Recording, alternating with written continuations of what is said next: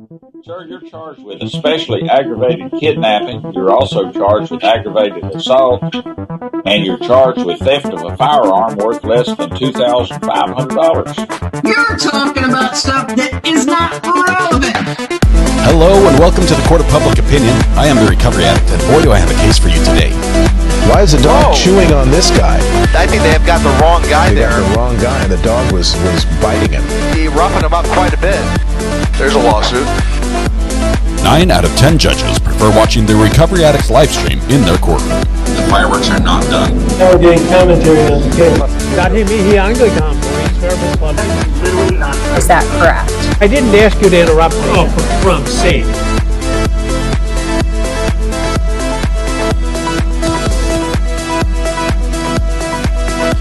Good morning, welcome. There we go. Little audio issues. We got them fixed. Let's see. Pause that one there. My camera's not working this morning. Need a goat scream. There we go. Welcome. Good morning. Welcome to the Court of Public Opinion. I am the little man in the corner with the headphones. I'm the Recovery Addict. Excuse me. I'm sorry. I think I've got two names now. We are excited to be here today. By we, I mean all of us. Hang on one second.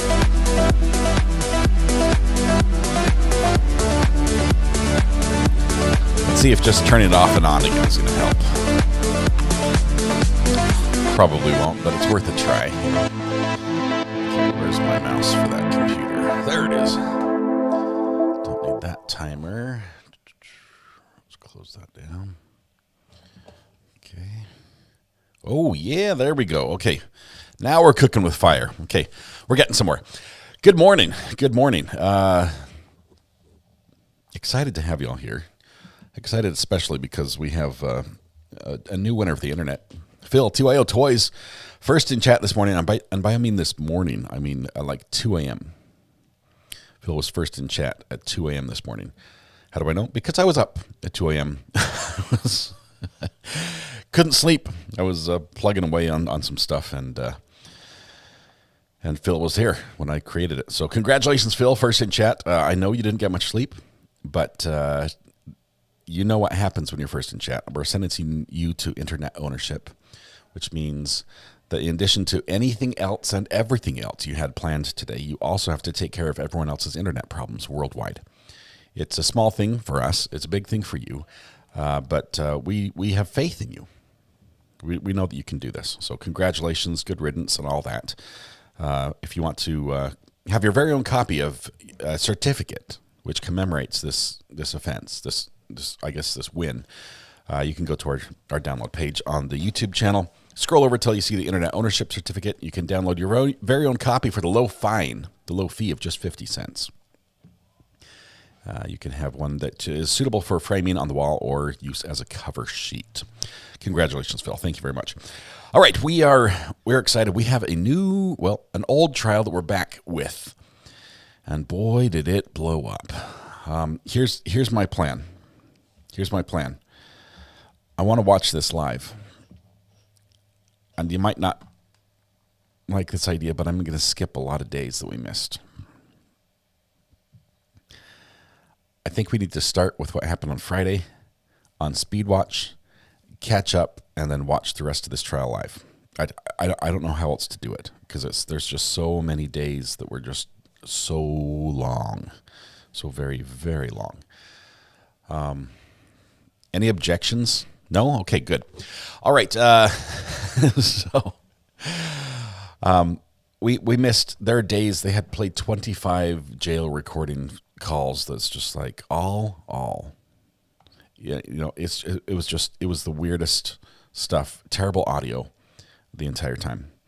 So we're gonna try to just pick up on Friday and speed trial through this. We're gonna try to watch 2 days worth of trial today in one day. Which we will do by watching at 1.25 speed, which, good for you. It's Georgia. You're not going to notice. Okay, I'm just saying, I have nothing against Georgia accents and how slow they speak. I think it's great for speed trialing. You're not going to notice. It's going to be great. All right, we have a few people to sing to first, of course. Let's see. We've got Bug Jugger, Behind Rudy's Fairing, Blackbird Squeaks, Dudley Lucky, Wild Child, Jessica, and Beth. Oh my goodness, that's a mouthful. We're gonna give this our best effort. So join with me, if you will, as we sing happy birthday to these wonderful people. Warm up with me, if you will. La la la la la la la. That'll work. That'll work. All right. Deep breath. Project your voice to the back of the room. Blend your voice with the neighbors. Here we go. Dancers ready, go. Happy birthday to you. Happy birthday to you. Happy birthday, Bug Jugger, Behind Rudy's Fairing, Blackbird Squeaks, Dudley Lucky, Wild Child, Jessica, and Beth. Happy birthday to you. I don't think I've ever fit so many syllables into such a short portion of the song. Bug Jugger, Behind Rudy's Fairing, Blackbird Squeaks, Dudley Lucky, Wild Child, Jessica, and Beth, all celebrating your special day. Thank you very much. I realize there are a million places you could be and a million people could be with, and you've chosen to be here with us. The privilege and pleasure is all ours, but hopefully we can return some of that to you and make your day a little more specialer. Let's see. It is early. It's very early. It's early this morning. I'm still waking up. Let's see. We've got Ricky C., member for 15 months. Is glad I found you, little man in the corner. Love it here. Love what you do and don't do. All right, Ricky, thank you very much. I love that. It's what we don't do that makes all the difference. Renee Spitley says, welcome. Oh, welcome to the gallery, Renee. It says new member, but I know you've been here for over a year, which is wonderful. I talk about Bruno. Feels good to sit down again. Doesn't it though? I love that. Welcome. To all those celebrating their birthday, help yourself to free pancakes at Denny's, Waffle House, IHOP, Village Inn. Everything else. Lots and lots of things. Help yourself to pancakes. Enjoy your special day. We will not be live at the Corey Richens hearing today because mostly I'm in North Carolina and it's in Utah, which is, by my count, like a 5 days drive. That's how long it takes to get there. So, not going to be there live. We'll see if we can watch that on the flip side on the review. All right, Melpo, I have no power this morning. Oh no, that's terrible.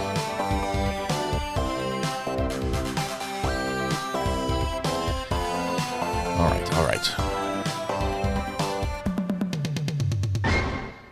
Beautiful. Y'all remembered the drums were amazing. Jennifer, you led us in the drum solo. It was great. Thank you. Lindsay missed it. I should have given you the warning, but I was busy thinking about other things.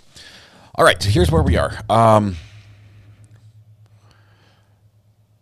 you all okay with us picking up the way we do Friday? We're going to watch Friday, which is where everything blew up, honestly. It's where everything blew up. And then we're going to catch up and be live for the rest of it. Phil, I see you're here. Welcome. Get to work on the internet, my friend. It's all you. I thought I saw Phil in there somewhere. Now he's missing. It's good. He's probably busy fixing the internet for somebody. All right, because we're speed trailing, we can start right now. We are going to try to skip the breaks, watch 1.25 speed throughout this, and move right along. Oh, before I begin, I think there's something to be said about what Mathis really. Well, we started with Big Dill, and then Mathis carried on the tradition. I think a lot can be explained by putting the current events of trial to music. With this being a Georgia trial, this is not a Young Thug Georgia trial. So rap just doesn't work. Instead, we thought maybe something a little more country would work to set the stage of what's going on here. So by special request, we have Martha Jane's Missing 38, performed by none other than AI. Martha Jane picked up the phone today, told the sheriff someone took her 38. Out in the barn where the hay bales lay, she partner luck was running late.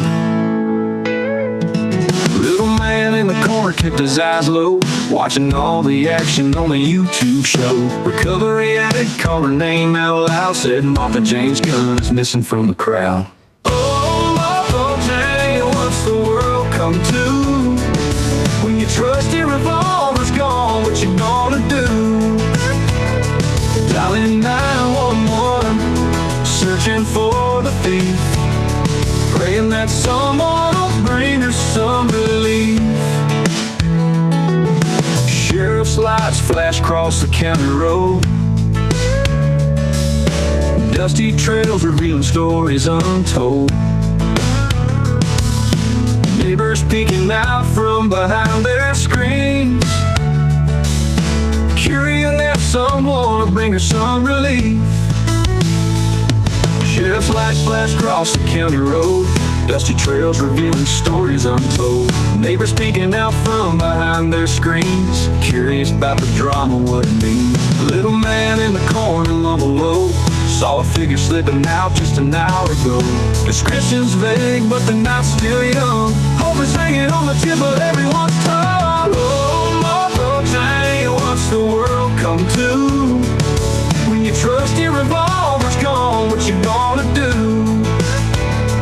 Dialing 911, searching for the thief, praying that someone will bring her some relief. Oh, Martha Jane, what's the world come to? When your trusty revolver's gone, what you gonna do? Dialing 911, searching for the thief, praying that someone will bring her some relief. Praying that someone will bring her some relief.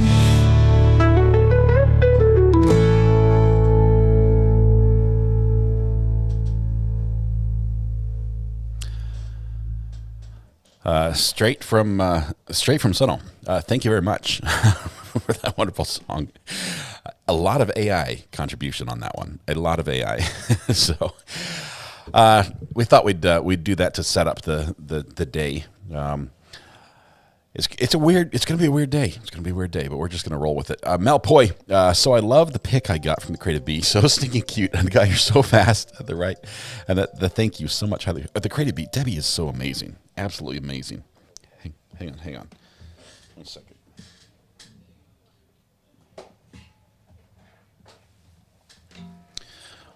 I'm trying to accept a phone call. Hold on 1 second.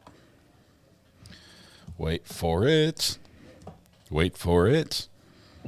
Hey, this is Scott. Who's on the phone? Oh, I just got to say that was fantastic. Song is perfect, right up your alley. And you know what else is fantastic? I finally found the code for the small safe for me to turn green again. There you go. And I did this for you. Thank you, Donnie. I did this for you. I didn't do this for me. I did it for you. It was really hard. The screwdriver, I bent, but I found the code. Nice. Good job. Go. Thanks, You Donnie. did good. All right. Bye. Donnie approves of the song. Melpoy, thank you very much for the super chat. And yes, Debbie has done some great work for our channel. She is amazing. If you ever need a plaque, just something really, really creative and personalized, Debbie's got something for you. So let's see. Can we fill us in on what you missed? In this trial, Melody Farris, the wife of Gary Ferris, is accused of killing Gary Ferris, specifically shooting him with a .38 and throwing his body on the burn pile. The sons suspect Melody. Melody is blaming the sons. Melody has a boyfriend who sort of threw her under the bus, but then tried to retract his statement. Didn't work very well because it was recorded and all that. And it just, there's a lot of suspicion. But when it comes to facts, like where's the blood? Where was he shot? We know we have a .38 caliber jacket from a bullet in a rib of Gary's that was in the burn pit. So we know he was shot, but we don't know when. We don't know where. There was nowhere did they find a great deal of blood. All the blood that I've seen that's been testified to has been, somebody else's, or a very, very, very small amount of Gary's that could be accounted for by him just working on the farm on the tractor. So that's where we are. That's where we're going to pick it up. Let's see here if I can get this to work right. We'll get some audio going. I completely forgot what we were tracking, by the way. Oops, that's the wrong one. Let's try this one.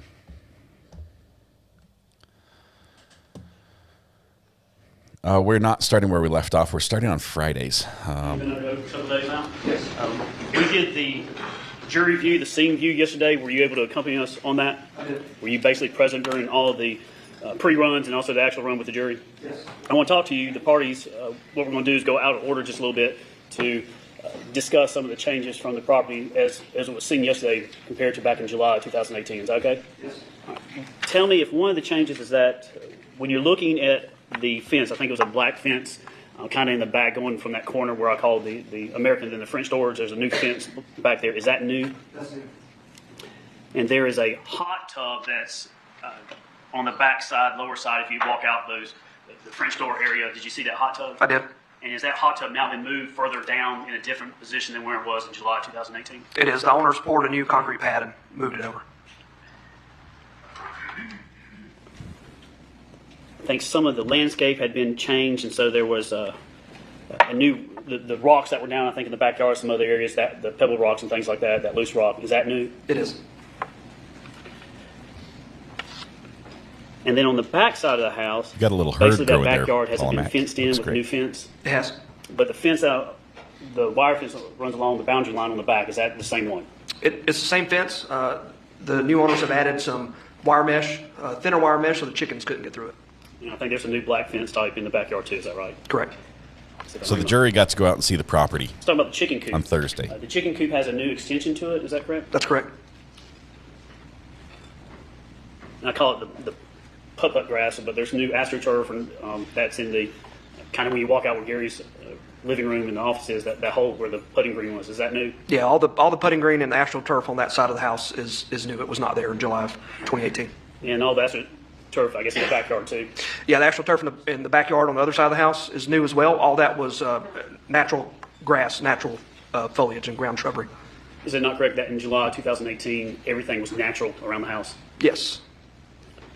The driveway, I believe, has been asphalted in certain areas, as previously it was different. Is that right? That's correct.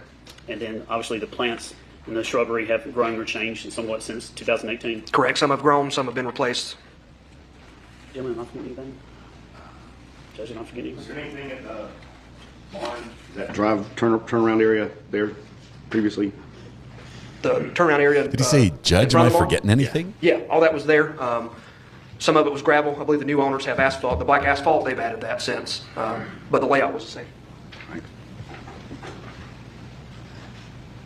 This is Ferris 11. Again, with the pin where the burn pile is. Kind of to the left of the burn pile, as you look at the photograph, was there an area downhill? It was very steep going downhill where the trail camera was. Yes. And a couple of jurors could walk down there, but that was down that way along the fence line. Correct. And if I may, the trail camera was pointed towards the other property. Where that fence line went, right? Correct. Anything else? The other house, all the other houses, there hasn't been any new homes built in not that I've observed. The meantime. All right. No. Just that's all I have. Listen. It's crazy. The judge is helping him. Just one thing. Go ahead. With the trail cam that Mr. Pickles talked about, and we had talked about it before the jurors arrived, we don't know the exact location where the trail cam was found. Correct. I never viewed the trail cam attached to the tree. I was just given the general location, so I didn't know exactly which tree it was attached to. All right. Anything else? That's all this one. All right. You step down. We need a short break. Do you want to? We're good. Just 1 second. All right. This was Friday. We were counting buffers, trying to get that.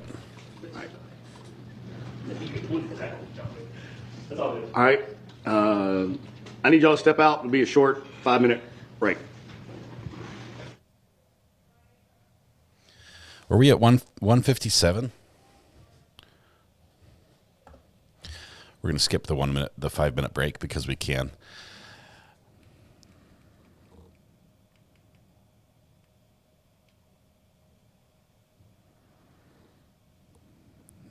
looks like the judge doesn't.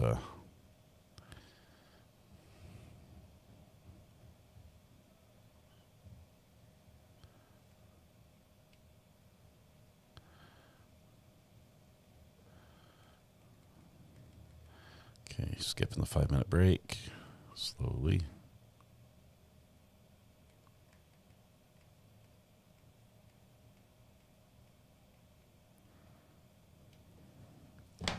All right.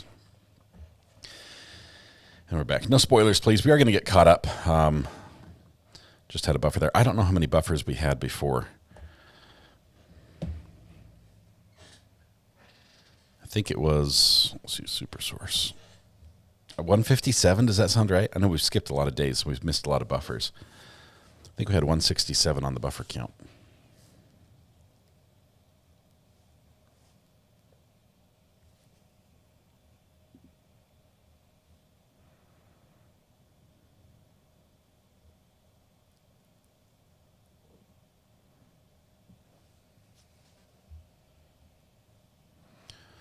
Wait for some audio from court.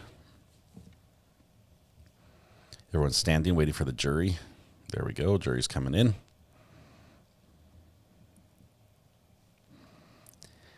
As usual, Melody does not stand for the jury. Is she flipping us off? What in the world?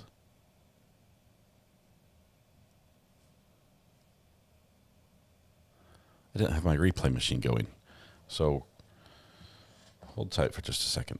Let me see that again.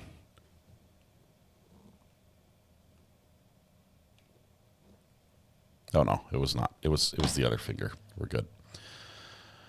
We're good.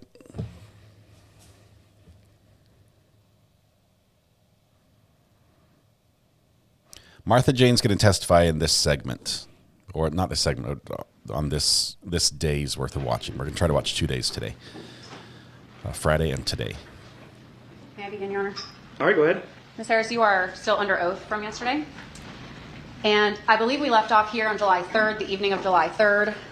At 10:52, what is that icon? This is a representation of the cell site location of Scott Ferris's cell phone. So the first... Oh, sorry. Can you move the microphone a little bit closer to you? Yes. Thank you. Thank you. Yes, the first call up there on the top. That is a phone call from Melody Ferris to Scott Ferris at 10:52 p.m. and it lasted 1 minute and 5 seconds in duration. And that's on her personal cell phone, the one that she communicates with family on? Correct. And that is where the phone's location is when that call is taken from Scott? Yes. Okay. That's Scott's phone number? Correct. In this pink section here? Yes. Okay. All right, at 11:28, what are we looking at there? This is a phone call from Melody to Rusty on the 1987 phone, and it lasts 4 minutes and 58 seconds. Okay, and that's about 40 minutes after she talks to Scott, right? Okay, then at 11:30, what do we have there? This is a phone call from Scott to Melody at 11:30 p.m. And no duration. No duration. What does that typically mean? The phone call did not connect. And what are we looking at here down in the bottom, this map? Again, this is the location of Scott Ferris's telephone during that attempted call at 11:30 p.m.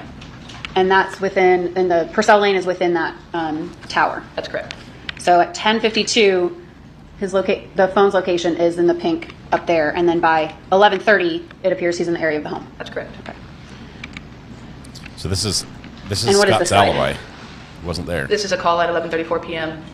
Melody to Scott, and it lasts 4 minutes and 10 seconds.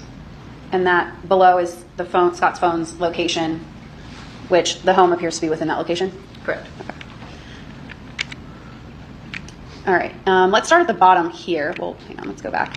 So this is about 10 minutes later. What's this bottom call right here? This is a phone call at 11:45 p.m. on July 3rd. This is Melody calling Rusty, and it lasts 1 hour, 14 minutes, and 5 seconds. At 11:45, okay. So the graph above it, it's titled Melody's Activity. Can you tell the jury what they're looking at? This is a graph showing activity markers for the time span of 6 o'clock p.m. to 11:48 p.m. on July 3rd. The two different colors show different types of measurement of activity that are found in the cell phone extraction of Melody Ferris. And it ended at 11:48. So while this phone call was being made. Is that just when the measurement ended? Correct. Okay. All right. So now we're in the early morning of July 4th at 12:14 a.m. What is this?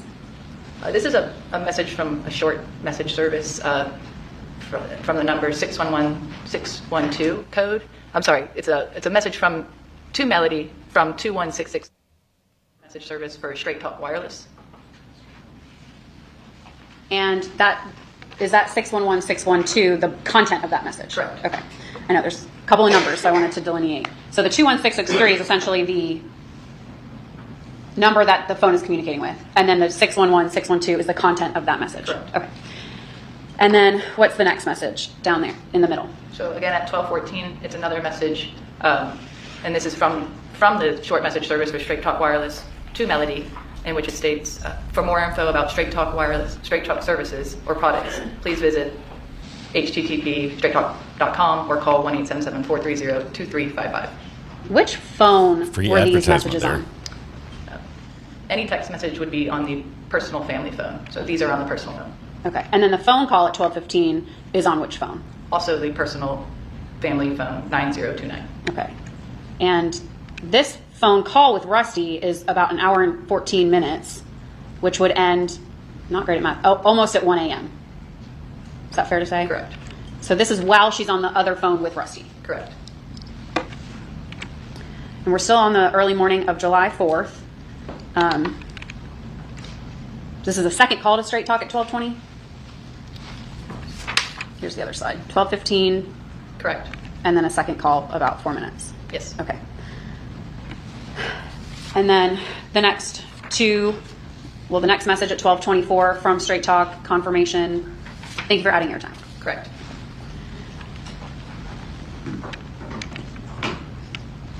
What are we looking at 12:24 a.m.? This is a email that is found in the phone extraction of Gary Ferris's telephone. It is a notification from his bank, which he was receiving alerts for from Wells Fargo, in which it's an alert stating there was a transaction to Straight Talk airtime in the amount of $36.28. And that went to Gary's email address and you found this alert in his cell phone extraction. Correct. Okay. In the cell phone extraction for his email account, when you were looking for this financial alert, did any other financial alerts involving Straight Talk appear? They did not. This was the only Straight Talk alert that you found in Gary's email. Correct. And can you read that card number for me into the record? Card ending in 0078. And then at 2:20 a.m., what do we have there? This is a call from Melody to Rusty, lasting duration 35 minutes, 47 seconds. So that ends about 2:55 a.m. Correct. Okay. On the morning of July 4th. Yes. All right. What are we looking at 5:52 a.m.? This is a location of Gary Ferris's handset based upon the Google location records. This is the date of July 4th, 2018, and the time is 5:52 a.m. And the radius shown here, the certainty that Google provides of this location is 11 meters. So that covers a portion of outside and then a portion of the house, that bottom portion of the house. And we have kind of a clear photo. Looks like it kind of covers this back area right there. Correct.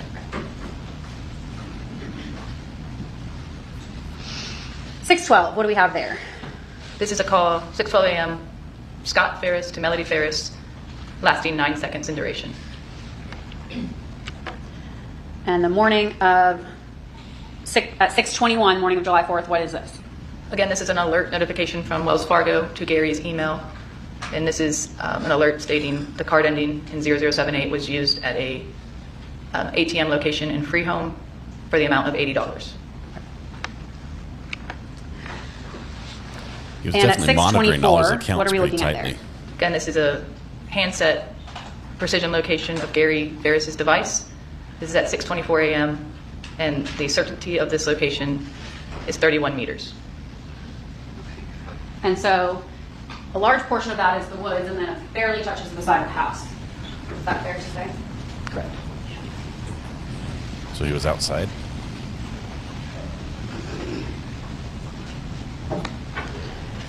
And at 6:29, what do we have right there? This is a call from Melody Farris to Rusty for the duration of 20 seconds at 6:29 on July 4th. On the 1987 phone. Correct. And so that was at 6:29 a.m., 20 seconds, and then at 6:30, what do we have there? We have another call, Melody to Rusty, and this is 59 minutes and 44 seconds in duration. And at 6:32, we moved to some of Scott's conversations. What do we have there? This is a text message thread located in Scott's phone extraction. This is Scott to Ted at 6:32 a.m. saying, "Y'all up." And then Scott says what? Well, Ted says what? Ted replies at 6:34, "Yes, sir." And then what does Scott say? Scott replies at 6:34, "I'm on my way." What are we looking at 6:37 a.m.? This again is a Google precision location of Gary Ferris's device at 6:37. You see the lines coming from this area.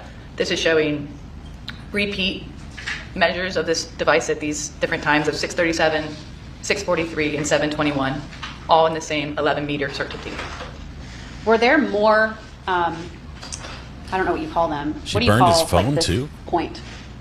This is seeing? The circle within the circle is the exact latitude and longitude provided in the records for the Google location. So you listed 3. Were there more than 3 for that location? In this time frame, there were not.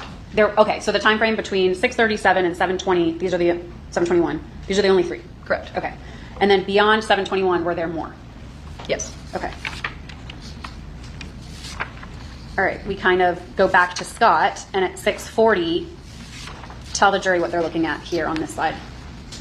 This is showing Scott's cell site location for his device at 6:40 a.m. and at 6:46 a.m. And the tower here, as you can see, it's showing you that pi, the sector of the tower, the face of the tower that this call was transmitted from, this call text message data point of the device, some transmission, in which these two transmissions occur at 6:40 a.m. and 6:46 a.m. And on the right-hand side is drive time to the physical location of that cell tower.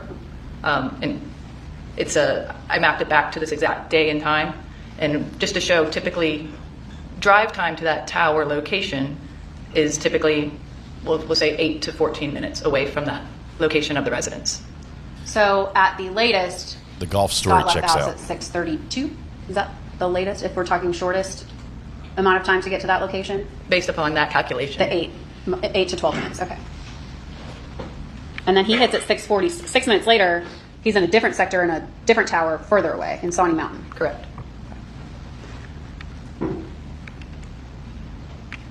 Okay, at 7:58 through 9:05, what are we looking at there? This is showing, again, the Google location, precision location of Gary's handset during these times. And they do overlap based upon the certainty of the meters provided. So at 7:58, we have an 11-meter precision location.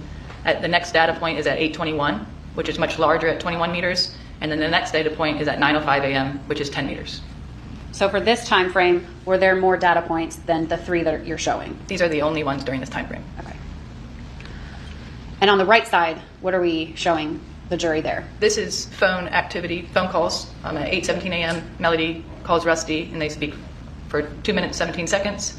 And again at 9:03 a.m., Melody to Rusty for 10 minutes and 10 seconds.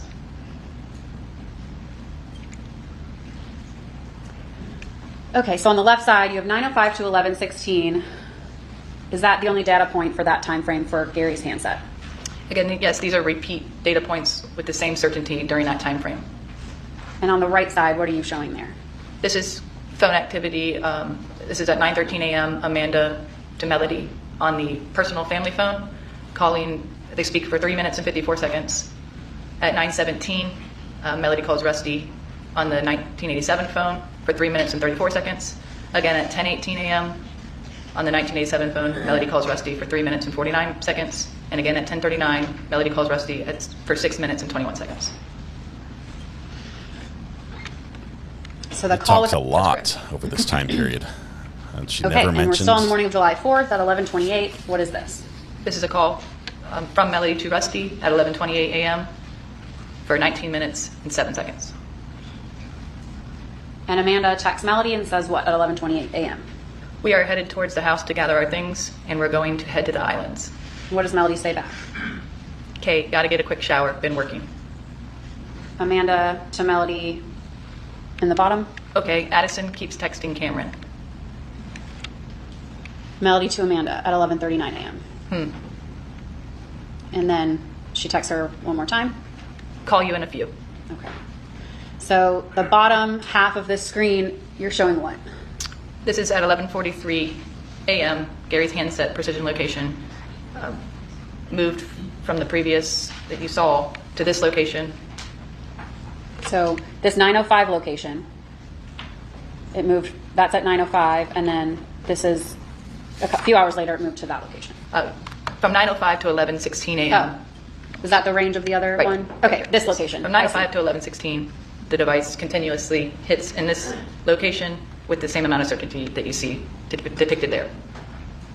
And then from 11:43 to 6:24 p.m. on July 4th, this is the repeat location with the same amount of certainty. Why do you have an asterisk after 6:24 p.m.? This is the last data point of location from Google for Gary's device at 6:24 p.m. Ever? Correct. So does that mean, what are the possibilities of why that would end? The phone battery could have died. The handset cannot reach any signals at this point or any transmissions. Like powered off or died, or some reason it's just not getting any signals. Or burned. Correct. So like what airplane was his phone mode do that? burned? No transmission to the device of any sort of location services at this point. Okay. 12:05 on July 4th. What do we start with there? This is a call from Scott to Melody for 2 minutes and 31 seconds. And then Amanda sends, it looks like Amanda sends Melody her location. Correct. And then what is the message that goes along with that location? At 12:10, Amanda says to Melody, parked by the pier where we always walk in, tap on my location and your phone GPS will take you there. And at 12:11, what does Melody say? Alrighty, I'll try it. I'm not tech savvy. 12:12, Amanda back. Haha, it will open when you press it, then hit go. And then she sends her another message. So it's 15 to get on the island, 10 to get to beach access because it's the holiday. Okay. And then Melody says to Amanda at 12:20. Okay. All right. And then at 12:28, Melody calls Rusty for a duration of 21 minutes, 13 seconds. 12:29, conversation continues with Amanda. Amanda tells Melody, bring a chair if you have one. We're running back to the house to get ours. And then you can keep reading. Okay. A lot more people, but we got a nice spot with the pop-up tent. Okay. And then Melody says what? Don't think I have one. 12:31. You have that lounger. It's heavy though. We will have 3. Camryn can sit on the sand. Ha. And that's Amanda to Melody. Correct. What do we have at 12:45 p.m.? Addie sent a text message to Melody at 12:45 p.m. Is a sleepover at your house tonight still on? Melody says it looks like accidentally to Amanda.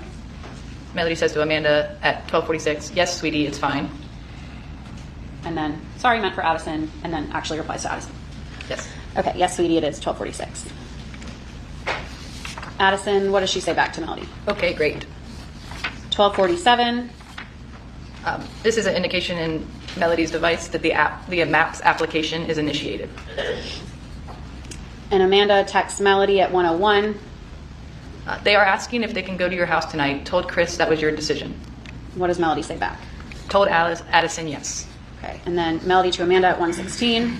Stopped at Target to get chair. Okay. And what are we looking at here for 1:16 p.m.? This is the location, the cell site location of the 1987 telephone at 1:16 p.m. in which the tower is located over the Beaufort Highway area. Up towards the lake.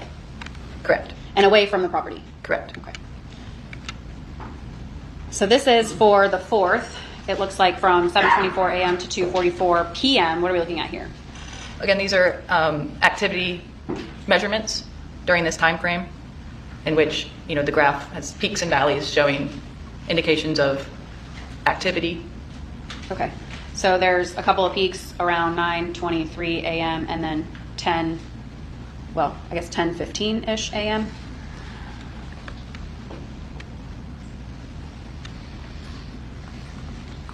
Okay, what are we looking at on this slide? This looks like Scott's activity from 9 p.m. on the 3rd to July 4th at 7 a.m. Yes, these are activity measurements for Scott's device found in his cell phone extraction. Scott didn't for do the time much. frame of July 3rd, 9 p.m. to July 4th at 7 a.m. He was just chilling. So we know that the call to Melody was at 11:34. That was in the area of the home. Correct. And then doesn't look like we released the activity again until about 5:52 a.m. Correct. And then what are we looking at here? This is Scott Farris's activity measurements from July 4th to July 5th morning, 8 p.m. on July 4th to 10 a.m. on July 5th. That's his golf game. So about between 11:24 and it looks like 12 a.m. no activity until the morning around 8:22 a.m. Correct. What are we looking at here? This is just a record from Gary Farris's email records within his cell phone extraction, in which emails were indicated as read or unread. This shows the last status of read in the device was at 2:05 p.m. on July 3rd, 2018. And we know that his phone location had him going out to dinner between, I would say, around the hours of like 8 and 9 p.m. So he doesn't read any of those either, right? So they remain unread up till about 9 p.m. But then the rest are also unread, and they go all the way to July 4th at 11:09 a.m. Correct. These are all in the status of unread in the device. Okay, Ms. Harris, what are we looking at on this side? So I conducted an analysis of the communication between Melody and Rusty, and in particular, I focused my efforts on the time span of July 2nd to July 5th, based upon the information in the investigation, and I went to a further time span in the telephone relationship to see if there was anything that was odd or uncommon within this time frame per the investigation and the totality of their communication. So I noticed these hours of 11 p.m. to about almost 3 a.m. In the totality of their communication were odd, outliers, if you will. So I pulled all calls between Melody and Rusty for 6 months, and I created this graph that places the frequency of the calls by time of day. So as you see here, in the hour of 9 a.m., there's 295 calls in that 6-month period. So the small number on each dot is the number of calls that appear around that time. In the totality of that 6-month time. In the totality of the 6 months, okay. That's correct. So I want to go down here to this box, and I think that says 13? Correct. And what time frame is that? That is military time for 11 o'clock p.m. So 2300? Correct. Okay. And then you have a red box around 0, which is midnight? Correct. Okay. And then that number is 3. Correct. And then 1 right before 1 a.m. and 1 right before 2 a.m.? Right is that at 2 a.m., yes, right. Okay. And the time at the bottom here for the hour of the day is in Eastern time. That Rusty and Melody were in 2 different time zones. So this is from the analysis of Melody's records in Eastern time zone. So our time zone? Correct. So the total number of the calls in the red is what? Let's see. 8. You're always talking. Okay. Are these all 18 of those calls? This is each of those 18 contacts during that time span of 11 p.m. to 3 a.m. So you have all of those 18 that were in the red, you pulled them together and just listed them right here. In the red boxes, that's correct. Yeah. Okay. I wanted to see if there was anything common on these days of why this contact is different at these times of nights. So the bottom 3, what dates were those? Those are 2 on July 3rd, 1 on July 4th, 2018. What are the times for the July 3rd calls? 23:28 or 11:28 p.m., 23:45 or 11:45 p.m., and 2:20 a.m. on July 4th. So the call at 11:28 p.m. was about 5 minutes, 4 minutes and 58 seconds? Correct. So that's the duration of the call. And then the next call was an hour and 14 minutes. Yes. And then the last one on July 4th was 35 minutes. Correct.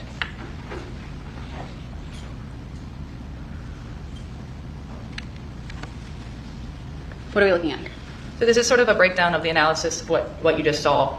In that 6-month time span of January 2018 to July 5th, 2018, there was 3,478 contacts total between Melody and Rusty.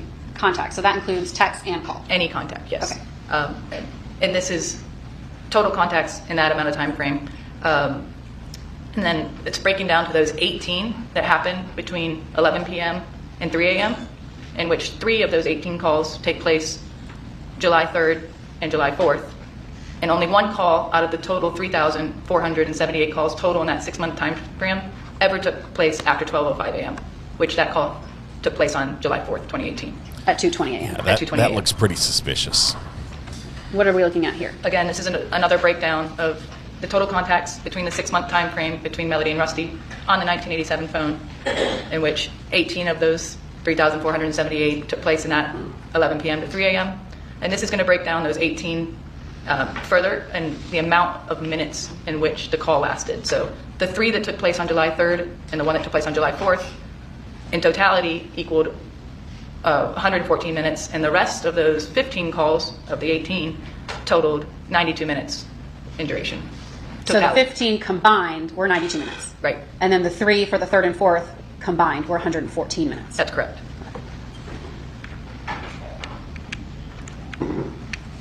What are we looking at on this slide? So this is a scatter plot of, again, all activity calculated for a year's time span that was derived from Melody Farris's phone extraction. I looked at 1 year of data of health information that was provided in the phone, and I again looked for any potential outliers based upon the activity. And there was between the hour of 11 p.m. and 12 a.m., there was 28 days out of the 361 days that I received data points in the health activity. So out of those 361 days, 28 days, there was some measurement of activity that took place between 11 p.m. and 12 a.m. within her device. This scatter These are plot, all those 28 days? This represents those 28 days and the activity scale based upon where the dot is. And this helped me identify, again, any outliers. And so you have 9/7/2017 and 9/30/2017 appear higher up on the plot. Correct. So the arrow is going up, so that's more activity. And then were you able to determine what those dates signified, the 7th and the 30th? Sure. So in analysis, why is this odd? So with this, I took these outliers and I went back and I researched within the data I have in the phones, and I wanted to know what happened on September 7th of 2017, why so much activity. So within the data found in the phone from various sources, it was this on 9/7/2017, the device has very little telephone activity. And when I'm talking about device extraction, I'm only speaking about the family phone 9029. It's the only extraction I had for Melody Farris. So the days prior to September 7th, no phone activity at all. On September 7th, 2017, the phone connects to a Wi-Fi in the name of Hedonism. And the Wi-Fi, it was a public Wi-Fi for the resort of the Hedonism Resort in Jamaica. Yeah. So the device was connecting to a Wi-Fi in Jamaica on the 7th. Okay. Yes. And then what about the 30th? On the 30th, I went back and looked at the timeline of phone calls and text messages and photos within the device and determined that on September 30th, 2017, it appeared that Melody Farris was in Nashville. I believe there was a baby shower the next day. This was a Saturday, and messages indicate potentially going out in Nashville with Amanda. Okay. On the 30th? On the 30th. Okay. And then we have July 3rd, 2 nights before Gary's remains were found. Correct. Okay. Ms. Harris, when you looked at the cell tower dumps, you're able to search phone numbers within the tower dumps? I am. Did you search Chris Ferris's phone number in those tower dumps? I did. And between, we'll say, the night of the 3rd going into the 4th, did you find his number in those tower dumps? So Chris Ferris's phone will show in the tower dump, but it's never, if you remember we talked about the target, it's never the one that's in the location of the cell site of the towers that were dumped. It's one being called by someone in a location. So his phone will appear, but he is not the device within that cell tower location. So let's say if Gary called him, his number. That's correct. And then if Amanda called him, his number showed up. That is correct. That 353 and 351 call. On the 3rd? On July 3rd, back and forth Gary and Chris, those show up within the tower based upon Gary Ferris's location and the attempt to call him. And then when was Amanda's call to Chris? It was around noon, I believe, on July 5th. Okay, and between those 3 calls, his number doesn't show up at all. That's correct. In those tower dumps.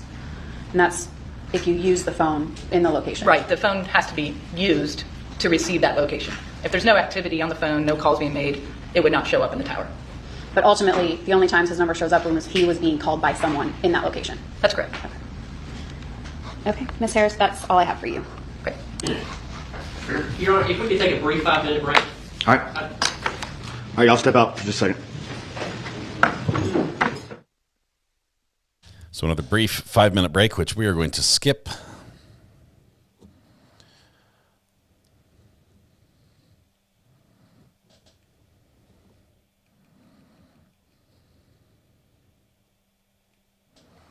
Skipping. Making time fly right here. We are going to catch up. This, I do apologize. I realize that there's a lot that we have not covered in this trial. But unfortunately, we struggle as a people, as people, we struggle with not giving spoilers. And going back and watching this for 4 days would be frustrations and spoilers every single day. I don't know of another way to do this other than just to catch up on one day and be caught up by the end of today. Work late and be caught up by the end of today, so we can follow the rest of the trial, unless you want spoilers. So.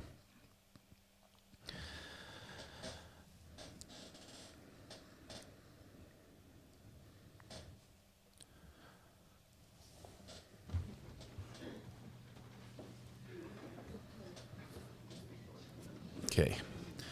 Cross-examination now of the cell phone expert. Cherokee Sheriff's Office, Lindsay Harris, Commander of Intelligence Division, Digital Forensics. Digital Forensic. Smart lady. All right, ladies and gentlemen.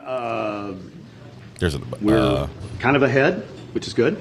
Someone asked about lunch. Y'all didn't get menus this morning, so that means you're not having lunch brought in. We're going to take probably give y'all an hour and a half. We're probably going to go a little longer. And then break for lunch, and then we're potentially setting up another Zoom call this afternoon, so I'm going to need a little bit of time for that, so I'm going to give y'all probably an hour and a half break from lunch. But we may go till 12:30, 1 o'clock before we do that. Wait, right? I'm going to allow old spoilers, just nothing from what we're watching for. Was it Commander? Yes. Good morning, Commander Harris. I'm John Luke Weaver, and I, along with Michael Ray, represent Melody Ferris. I want to talk to you about this slide right here. So you've created this slide, yes? That's correct. All right, and Your Honor, I'm going to have to kind of go back and forth with the Elmo. If we can we go ahead and switch to the Elmo? All right.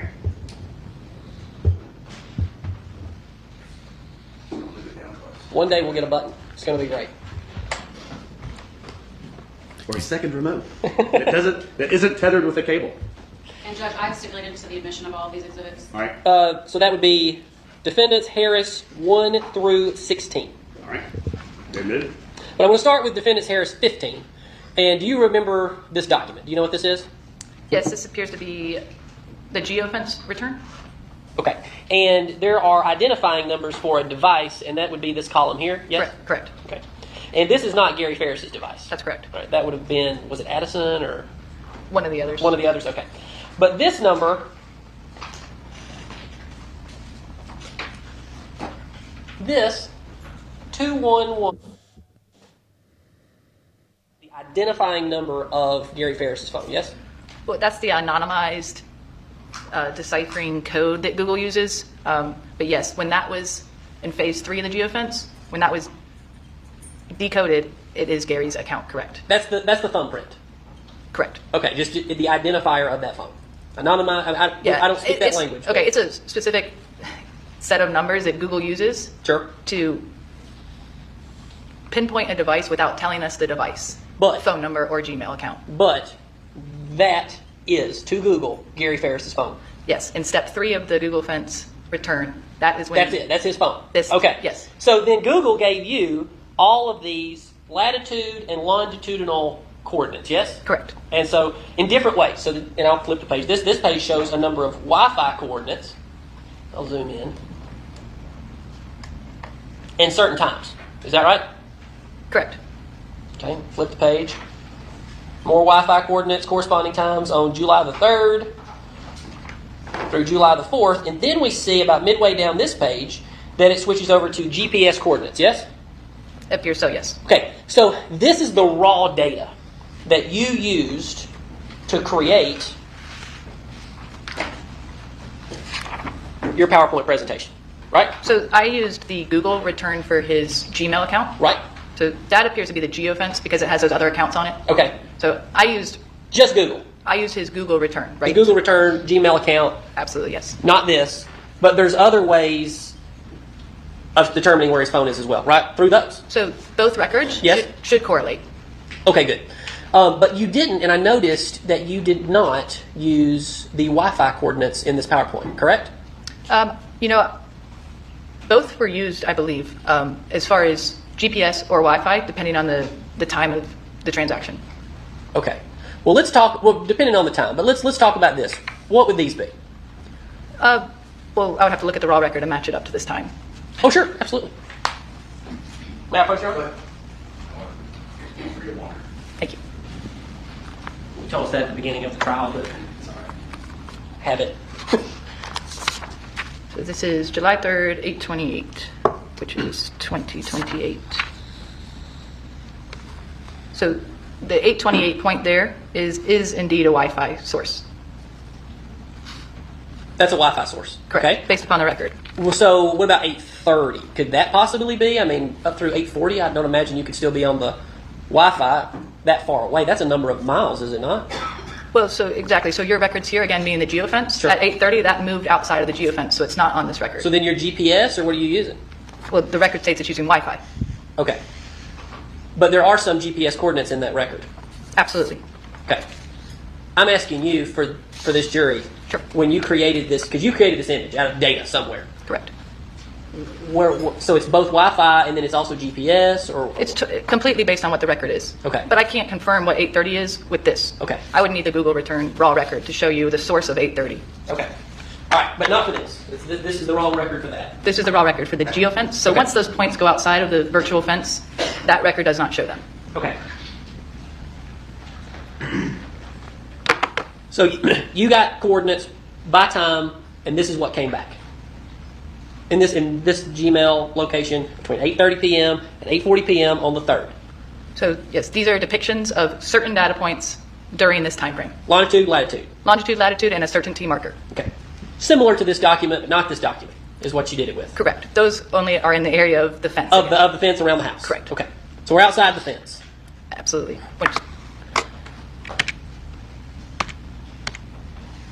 Yeah. There we go. This one right here. Yes. So between 8:40 and 9:21, Gary Farris's phone did not move from this location. That is correct. That is a precision location during that time, between that 8:40 to 9:21. Now I noticed, for your other PowerPoints, you did like meters and how within the precision. I don't see it on this one. Yeah. Absolutely. I should have indicated the meters there, but if you have the raw record, I can tell you the meters. I don't know where the raw record is. But this is similar style that you used in the other images that we saw around the house and the burn pile. That's correct. Okay. But where is this?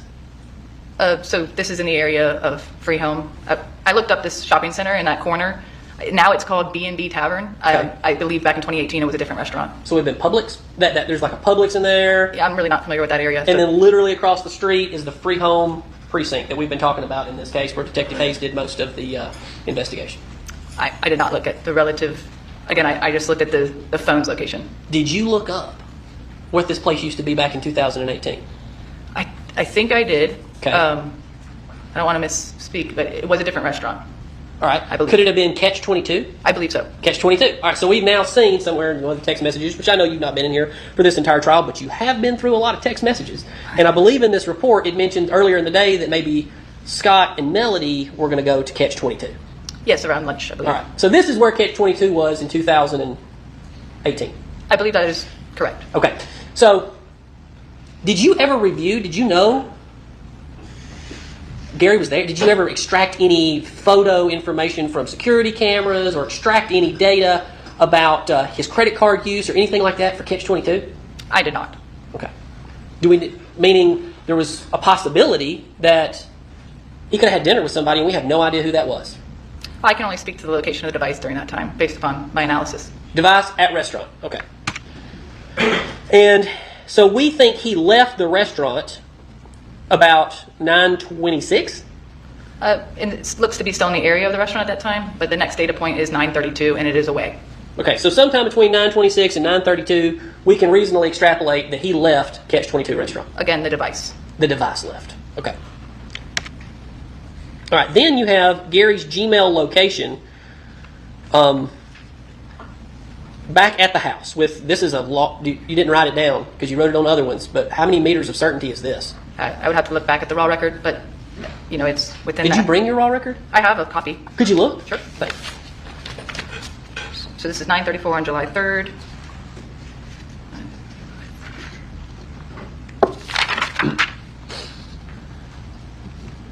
So this is a 29-meter certainty. Okay. How many feet is in a meter? I think it's around 3.3. 3.3. So then how many feet would this be? 29 times 3. 29 times 3.3. Thank you. Judge whips out the calculator. And I'm sorry that we're having to do this, but at the end of the day, this trial is in Cherokee County, Georgia, and we're not on the metric system Just here. under 90. So I'm just trying to maybe help explain to the Trust jury. me, Well, maybe, the records maybe right around in the 90. format they Sure, come. absolutely. 95.7 feet, approximately. So from the center of that circle, 95.7 feet, so almost 100 feet. That's what that is from the center of that circle. Correct. In every direction. Correct. Okay. So that phone could be anywhere in the middle of that circle. Absolutely. All right. So let's talk about this. So why do these certainty levels, they bubble up and then they get small. They bubble up and then they get small. Can you explain that to me? I cannot speak to the technology of Google. And again, and that's fine. I was wondering if you knew the answer to that or not. Day 9 was the last one that we would watched. be a Google engineer 9. question. Okay. So then we move off, and I think, Miss Frankish did a great job of kind of drawing the pies coming off of the cell phone tower. And that's older science. That's been around for quite a while, yes? Yes. Okay. Still current science, though. All right, so then we move forward in time to 5:52 a.m. Gary's phone geofence location. Correct. All right, so I wanted to, you didn't simultaneously do any dots. That's what I call them, dots. But you didn't do any of your circles for the Wi-Fi at that time. Is there any reason for that? Where are we speaking? Are you talking about 5:52? After Gary got back from the restaurant, which none of us knew anything about until pretty much yesterday, could you... Okay, I'm just going to show you. Sure. What I came up with. I followed your instructions. And we've made our own maps based on your instructions of the latitude and the longitude, and then the map display radius zone. Sure. So I'm going to show you what is marked as Defense Exhibit Harris 1. All right, so this is the same time period with latitude and longitude, which is marked within, I believe you said phase 3. Of the geofence. Of the geofence. We're back in the geofence. Okay. And there's different measures, of course, Wi-Fi and GPS, and then there's another measure within the geofence. Cell network. So, and I don't think we had any of that for Gary, yes? Or no? And I can give it back to you so you can explain it to me. If you're talking about in the geofence, but I do have them in the Google return. Right, but in the geo. Sure, I'll take a look. Thank you.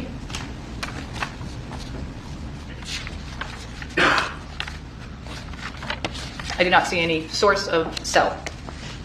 Okay, no source of cell.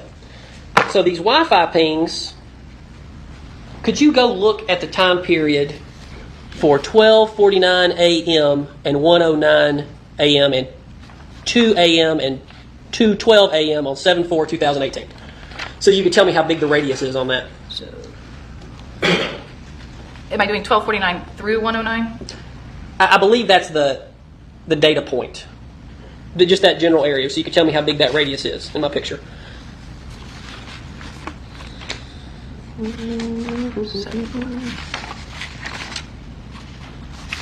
humming. 1249, the radius is 28 meters. 109, 28 meters.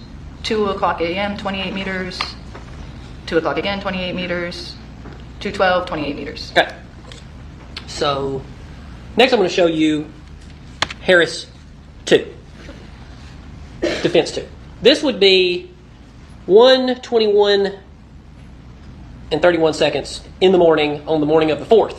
Where does it show Gary's phone? 1:20. And I want you to and make sure, check my work.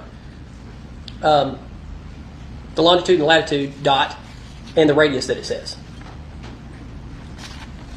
1:21 a.m. on 7/4. I don't show a record here. All right, how about I approach with one where we've specifically got Wi-Fi pings? How about 123, 7/4? So this goes 109 to 2 a.m. All right. Okay. Well, then don't check my work. But in this image, this is a very broad circle. Yes. Relatively. Okay. And so Wi-Fi. Tell me how Wi-Fi works versus GPS. Again, I cannot speak to the engineering on how it's calculated. My common knowledge would be distance to the router, but I understand things can interfere with that as well. So I really can't speak to how it's calculated. Okay, so you just don't know. No, sir. I just analyze the records that are given to me. All right, but this geo coordinate is somewhere out, and it would include in this picture the barn and the pasture out near the road. Is that true? That's what it appears. Yes. Okay. So my question kind of goes back to you as to why you would not use any of the Wi-Fi coordinates, because then they can get really large here. Sure. I did use some Wi-Fi. We showed that in the restaurant. That one. Yeah. And to me, it didn't. The source doesn't matter. I mapped all locations. Now, for the simplicity of the presentation, to not make the map very convoluted, so this large section that you're showing here, this large circle, that would have all been purple. But within that purple area are all the little points. All the little points. Correct. During the same time frame, right? So within that large area are the little areas as well. So. But what I'm saying is there's different means. You're trying to use Google in a way, and you're not an expert at Google. You're trying to use Google to pinpoint where a phone was and a time it was, but you're kind of saying, don't worry about this Wi-Fi stuff. Don't worry about the cell phone stuff. We're going to focus on this one because I like this one the best. I think it's the best.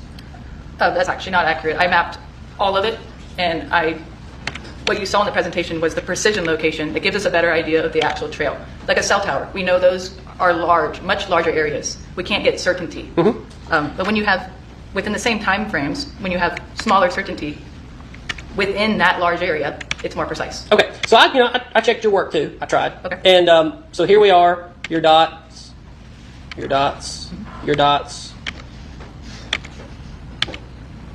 Back to a bigger circle. No explanation as to why. We did the same kind of thing you did, following the radiuses there. And then you got him back out here somewhere. The phone is in the woods on the other side. But the jury's been there now, so they've seen this property. This looks like it's almost on the property next door, because there's a driveway down through here. What's your explanation for that? Of where the location of the phone is? And then that's where the phone just kind of, I guess the battery dies. So I will say on this map that you created, I can go back to your image. Okay. We can show them the same, because Google Earth does show a little bit different. I'll go back to your image if I can figure out how to get there. There we go. It's being tricky. Here we go. Right. This one right here? Right, correct. Okay. So this is a much greater bird's eye view from the image you just showed me. As you can see, it does still touch part of the house, or could be, or a driveway. Well, the jury's been there now. And have you been out of the property at all? Okay. So this is out kind of in the driveway, in the woods. Chicken coop appears to be right there, but it's not in the house, right? I cannot say what that little sliver that it is touching is. Do you have any clue where Gary's phone was found in this case? I do not. Okay. So, you went through, and by the way, I want to talk about all these phone calls, your data. How do I make this full screen again? I'm sorry. Slideshow from current side. From current side. Chicken Right coop here? was outside. Oh, wow. It's one of those rare outdoor chicken coops. Phone was in the Mercedes. Okay. Gary's phone, anyway. So all your data extraction. Here's what I want to know. They talked on the phone a lot. Yes? Yes. I mean, you do a lot of phone extractions. Yes? Yes. Or you used to, at least back in The 2018. physical extraction? Yes. Not now, but back before you were commander. Previously, yes. Sure. Back then in 2018. I did not extract devices. Okay.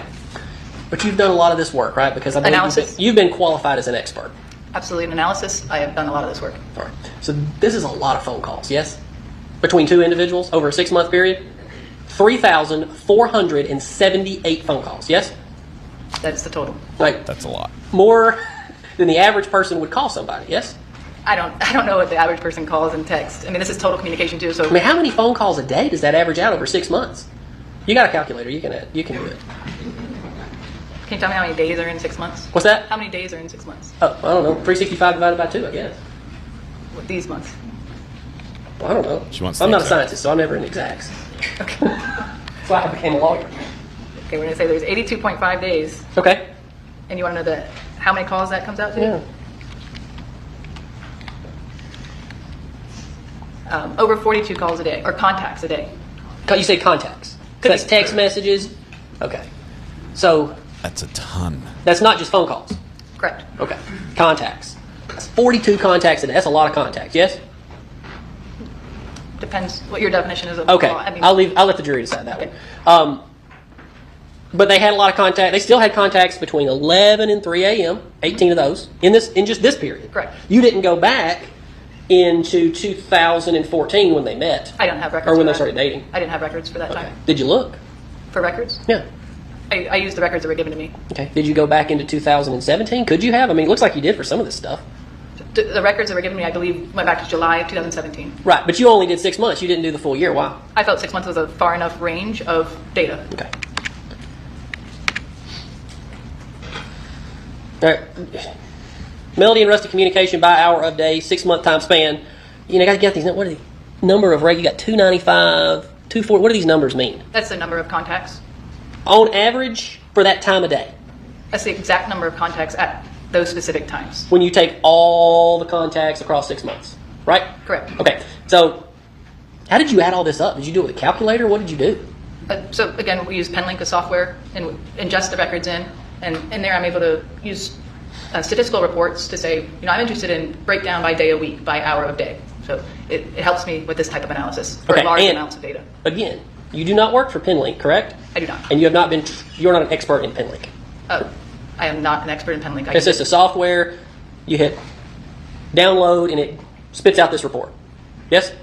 I created the report within the software. It doesn't just spit it out for me. I have to give it parameters. I have to give it date ranges. I have to choose my phone number. Right, but you put it in and it made this report, not you. The software. The software. Absolutely. That's what the software. It reads the records and produces these numbers. Right. You didn't sit here and you didn't draw this out. It did. The software. Right. The software. Okay.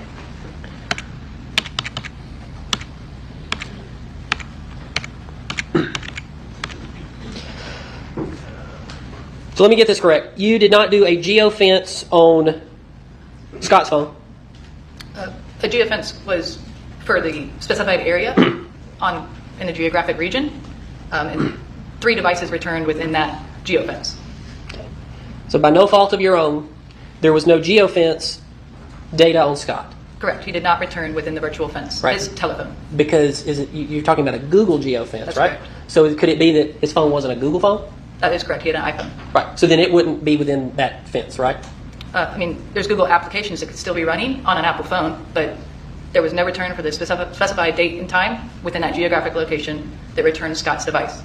But y'all could have gone out and looked for stuff like that for his device. There's different geofences used by different companies. Yes, sir. And we didn't need to do a geofence because we knew his phone number, so records were obtained for his device. But you don't have that very tight location like you do for Gary's phone.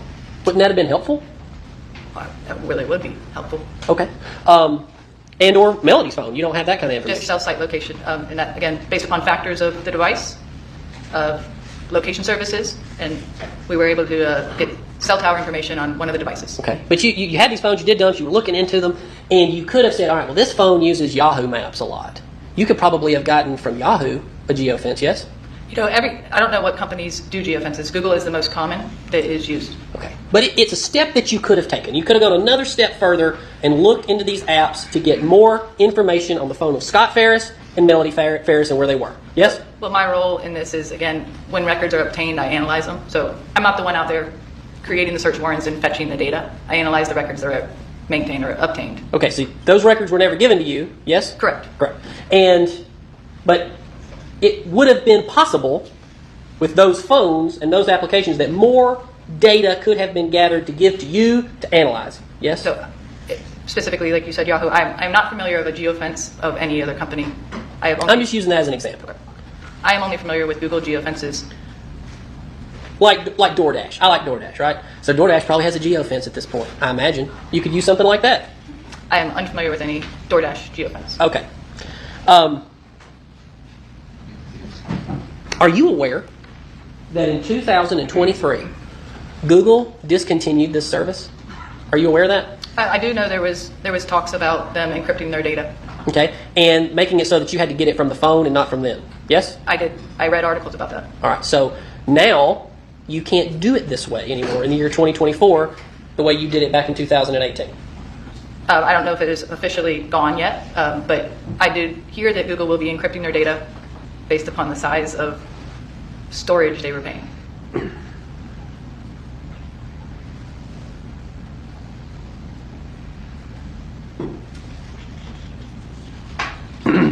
Okay.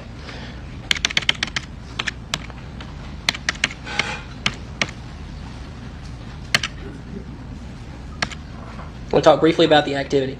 Going back to 9/7, 9/30, this was when Melody was at the Hedonism Resort? That's when the device connected to Wi-Fi in the name of hedonism. Okay.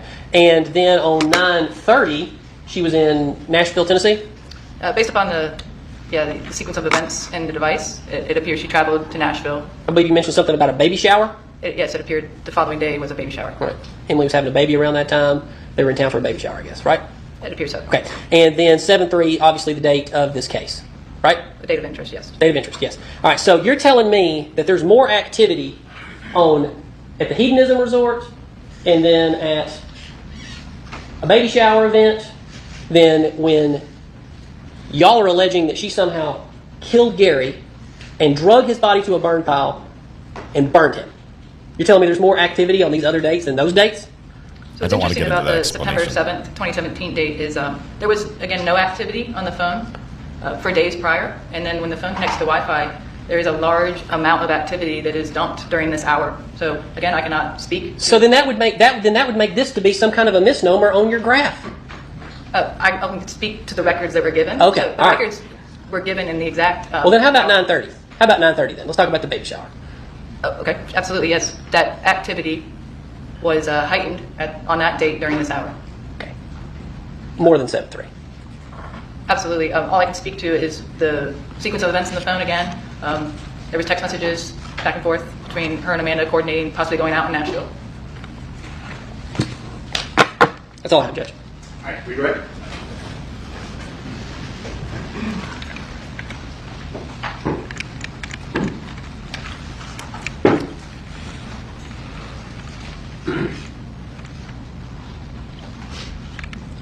During the time that Gary's device location changes at 7:58 a.m. to 9:05 a.m., moving from the woods to the left of the home into the home, was Scott's device in the location of the house at this time?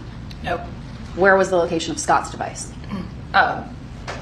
In the northern area near Lake Lanier. Like Forsyth County, like North Forsyth County, Dawson County area? Yeah. That's all I have, Judge. Thank you. No follow-up. All right, you can sit down. Thank you, ma'am. Quick redirect. We are on 1.25 speed. Can we approach? Are we doing... We'll call Martha Jane. All right. Let's take short, because this is going to probably go an hour-ish, maybe? Probably, yes. Yeah, so let's take a short break, and then after this witness, we'll break for lunch. So it may go an hour and a half. All right, we're going to take a short break and then break for lunch. Martha Jane is the next witness up. I have not seen all of this. I've seen parts, obviously, as people blew up my phone when this went down. Whoops.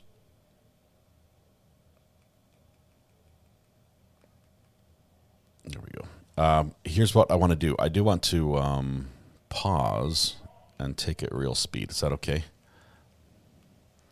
Because she's a sweet lady. Let's see.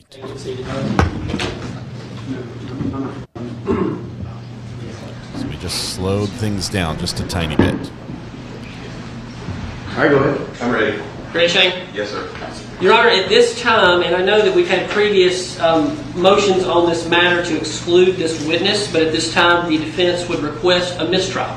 It has become evident and clear that Martha Jane Barton has broken the rule of sequestration, and she has watched court TV and various apps and YouTube, and it has controlled what testimony that she is about to testify to today. She has seen every bit of this trial, and she is going to come forth and she is going to so taint this trial in front of that jury that my client cannot receive a fair trial. She is so prejudiced that we cannot overcome it. So at this point, Your Honor, I would simply ask for a mistrial. Judge, I think you've already ruled on this. It's not, if there is a violation, first of all, she was on each party's witness list. She was never subpoenaed by either party. There was an informal agreement that if we needed her, she could testify by Zoom. No one technically did anything to make her a witness.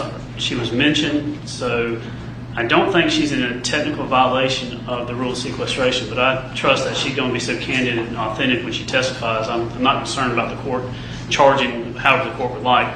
I think any motion for a mistrial is not right, and also, as the court has already discussed and entertained and heard the law, that any type of violation of the rule of sequestration would go to the weight and credibility of the witness and would not go to the admissibility. I understand that the defense does not want Martha Jane to testify in front of this jury, and I clearly understand the concern that they have with that, but that ultimately would be a question for the jury, not for the parties. I think we established previously that no one actually had subpoenaed her. Is that correct? That's right. We didn't subpoena her. And no one specifically gave her any instruction on what she could or could not do as far as watching any of the events. To my knowledge, no, Your Honor, but I can put her under oath and we could ask her also. Well, that's probably a good idea. Let's do that. Ms. Martha, would you can stay seated. Don't get up. Raise your right hand if you would, please. Do you solemnly swear or affirm that the evidence you're about to present in this matter shall be the truth, the whole truth, and nothing but the truth, so help you God? I do. Ms. Martha, state your full name for the record. Martha Jane Barton. We're going to ask you some preliminary questions, not going into the other stuff, but in all fairness, the judge and the attorneys would like to know, did you ever receive a subpoena in this case? No.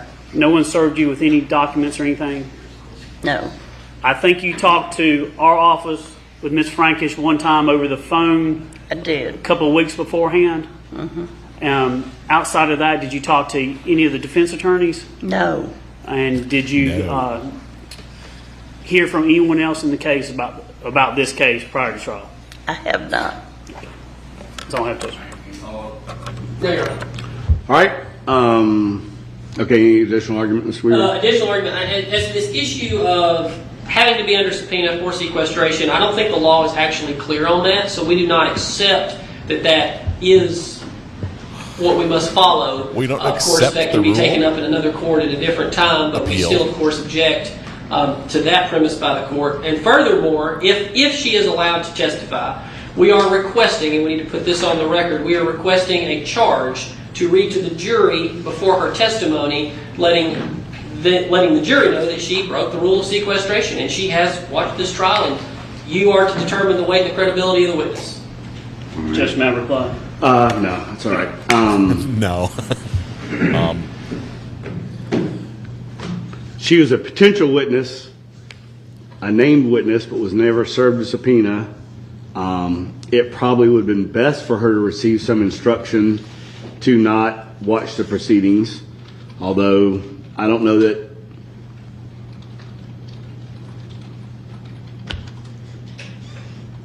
that is another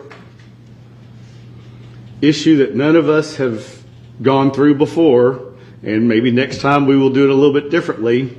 But there was definitely no intentional violation by the state that would justify a mistrial or a curative instruction.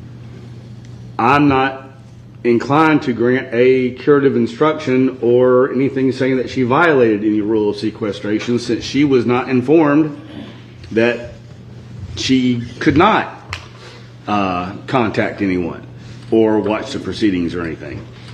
I will let y'all cross-examine her to the extent that y'all wish to about any or all of that. And I'm not going to restrict any of that. Y'all can ask her any questions about anything that she's seen or where she got her information from or any of that stuff. Is fair game. But I think it's appropriate for cross. Y'all can ask her that she knew that she could potentially be as a witness, and that whether or not she thought it was a good idea to watch it, or any of that kind of stuff. I think it's fair game. I like this, we Judge. We learned from this too, because we notified the ones on our list that we provide the defense about not contacting anything outside of that. I haven't instructed a single witness as they left the stand to not watch the proceedings on. So, and I probably should have done that. So, anyway, we'll do it all differently maybe next time we have one of these. All right. We all learned anything the else? That's all right. All right, bring them in. Just for the record, I will re-swear in. Yes, that's fine.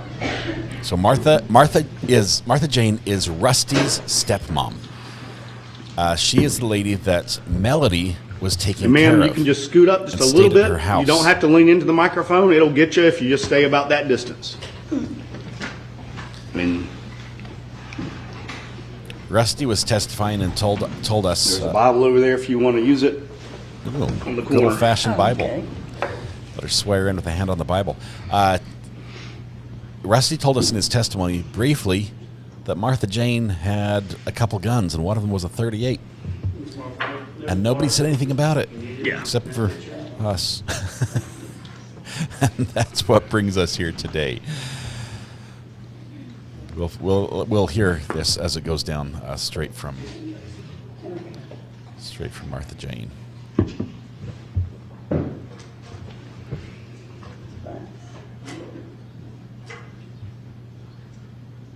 Rusty's stepmom, Melody's cousin. Yeah, it's weird. It's a strange connection there.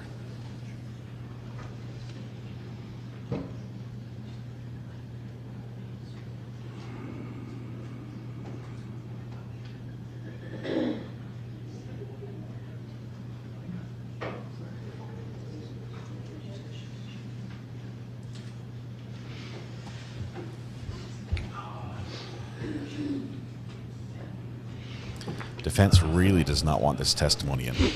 They're really, really fighting this one, even to the point where they're not accepting the judge's understanding of the law or explanation of the law.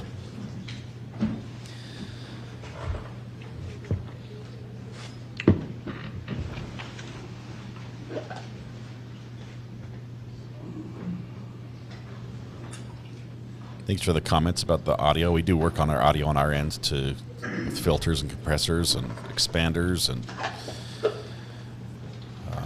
bunch of other things to amplification to try to make it as good as possible for you.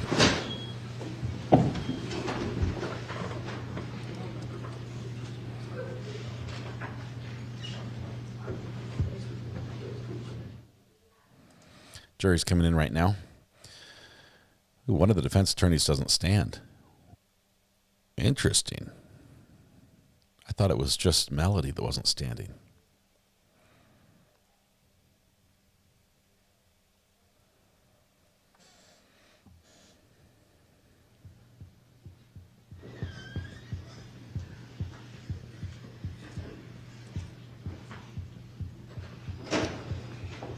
All right, Mr. Fergus, go ahead. Thank you, Your Honor. This time, state calls Martha Jane Barton.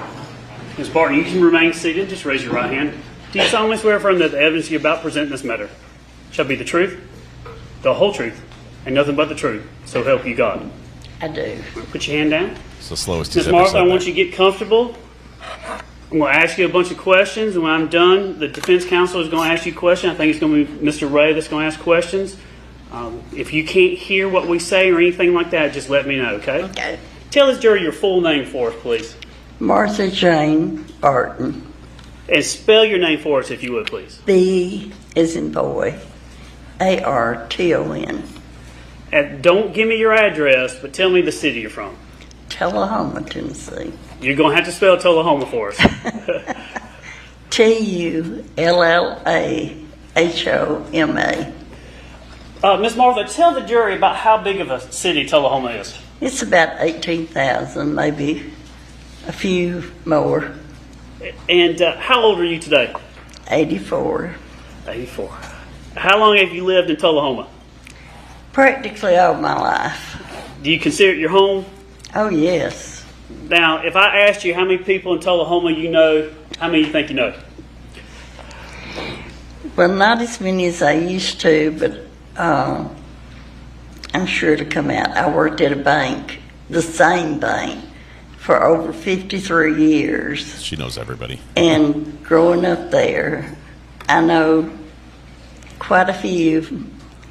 And if I don't know the person, I probably know their parents and grandparents. Now, Tullahoma, how many stoplights and things like that? Do they have big stores, little stores?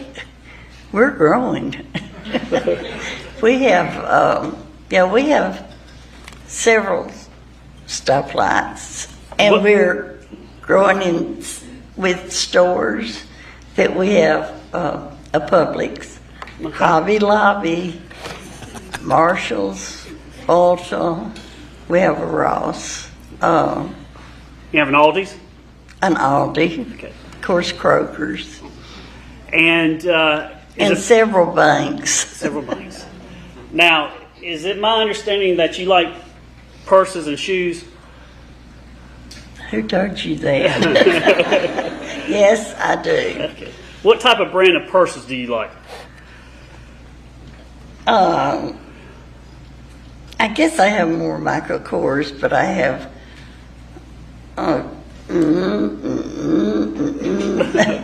You have a lot. She does want to say she's got some nice purses. A lot.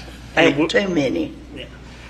Now, when you're in Tullahoma, do you have an opportunity to go out much these days? Or Not now. For about, with COVID, and then since then I've had a lot of health issues, and so I don't get to go out.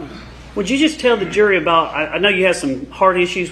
Just briefly, what kind of heart issues have you had? I'm going to ask you some questions later on, but just tell us about that. Open heart surgery with aorta valve replacement, and then about a week later I had to have a pacemaker put in. And I still have heart issues. I have another valve that's giving me problems now. I've had COVID twice. Since then, I've developed COPD and emphysema, and that's why my voice is like it is. I also have macular degeneration and have to have injections in my eyes. Okay. Did you take your medicine today? Did you take your medicine today? I did. All right. If I start going too fast, sometimes I get going fast, just raise your hand and I'll slow down, all right? Okay. Tell me, what kind of education do you have? 1 year of college. What did you study in college?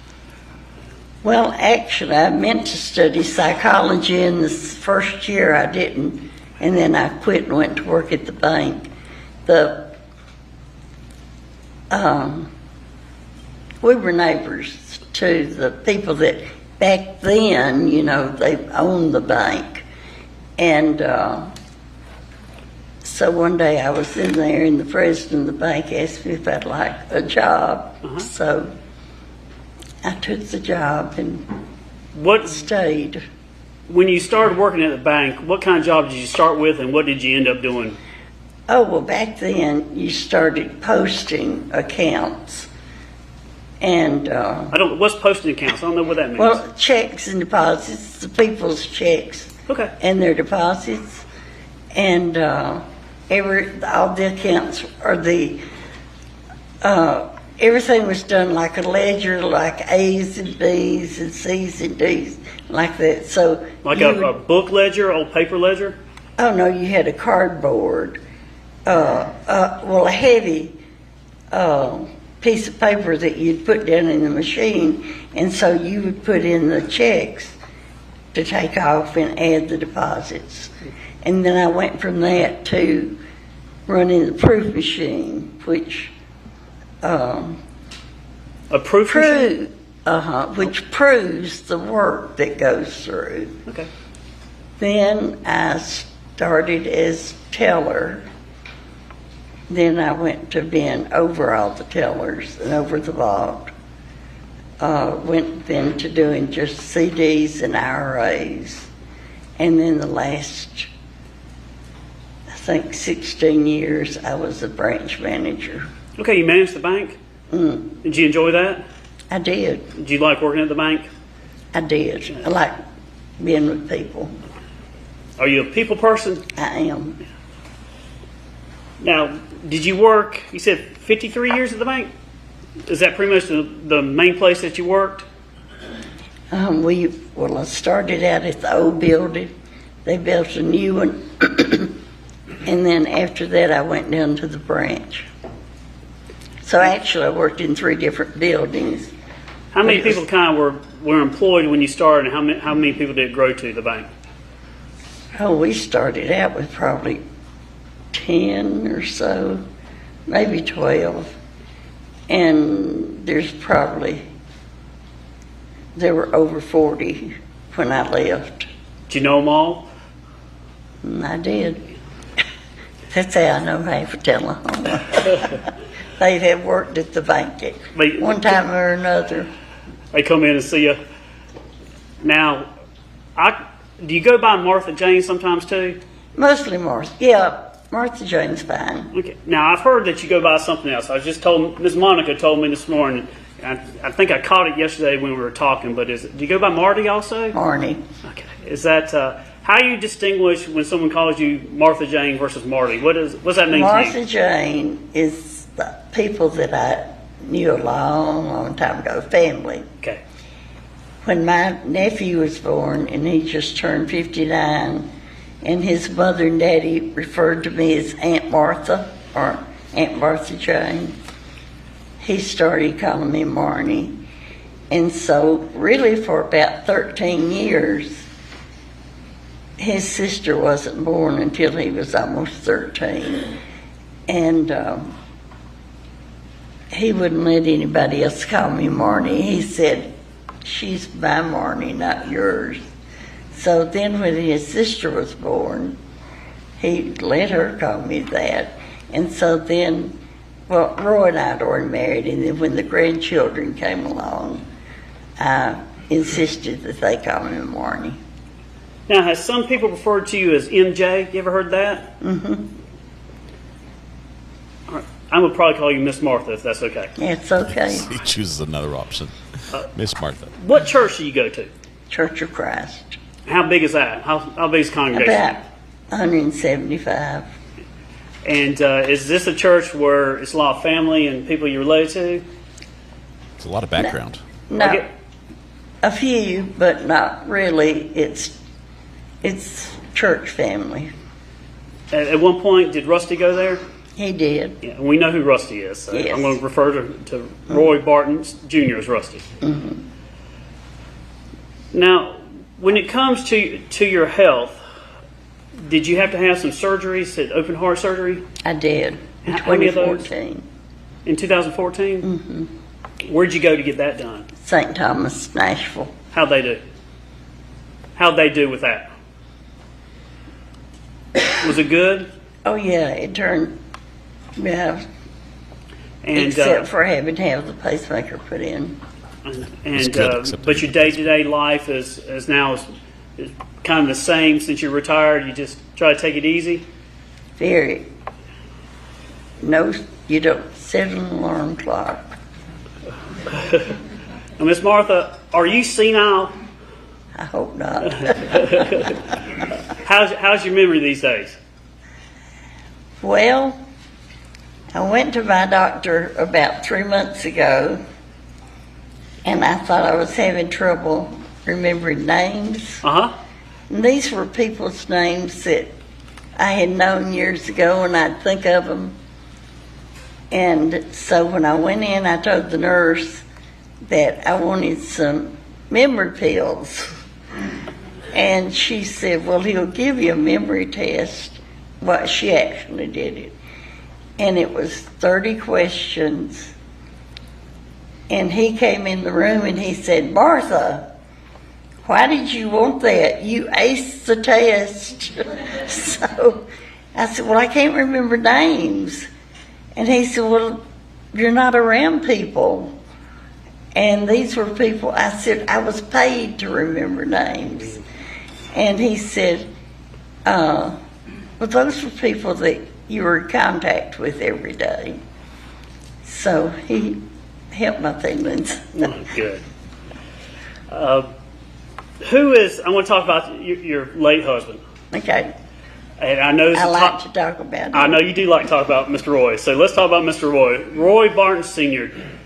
If you would, just tell the jury when you met him. What year was that? I had known him. My sister had worked with him several years before. And in 1975, I went to a class reunion, and he was there with another girl. And I promise you, I did not flirt with him. I don't even know. I mean, I know I spoke to him. But then that was on a Saturday night. Sunday afternoon, he called me. And my first thing, no, you know, you're going with someone else. And he assured me that they weren't in any permanent, steady, engaged relationship. He wasn't going steady with her, huh? No, but I still wouldn't go out. I said no. So he told me that he had come home talking about me, and Rusty, who I had known since he was a little boy because of coming in the bank, had said, Daddy, call Martha. And then he said, he just left, and he said, don't forget to call Martha. Well, I thought, well, if he said it was okay, you know, it was okay. But he came out to my house, and we talked on the phone for 2 or 3 weeks. What year did y'all get married? We married in 75. 75. How old? Oh, yeah, when we got started, he was very pushy about, he proposed. And how long were y'all married? Almost 39 years. And how old was Rusty when y'all got married? He was 22 or 23. And did Rusty live with y'all in the beginning? He did. And Rusty is he, I guess technically your stepson, but are you close to him? I am. Do you love him? I do. He's been very good to me. How's it going to be when you have to talk to him again? I don't know. Not looking forward to that? I'm not. Now, I want to ask you some questions. Melody Walker Ferris here. Do you see her in court today? I do. Do you love her? I do.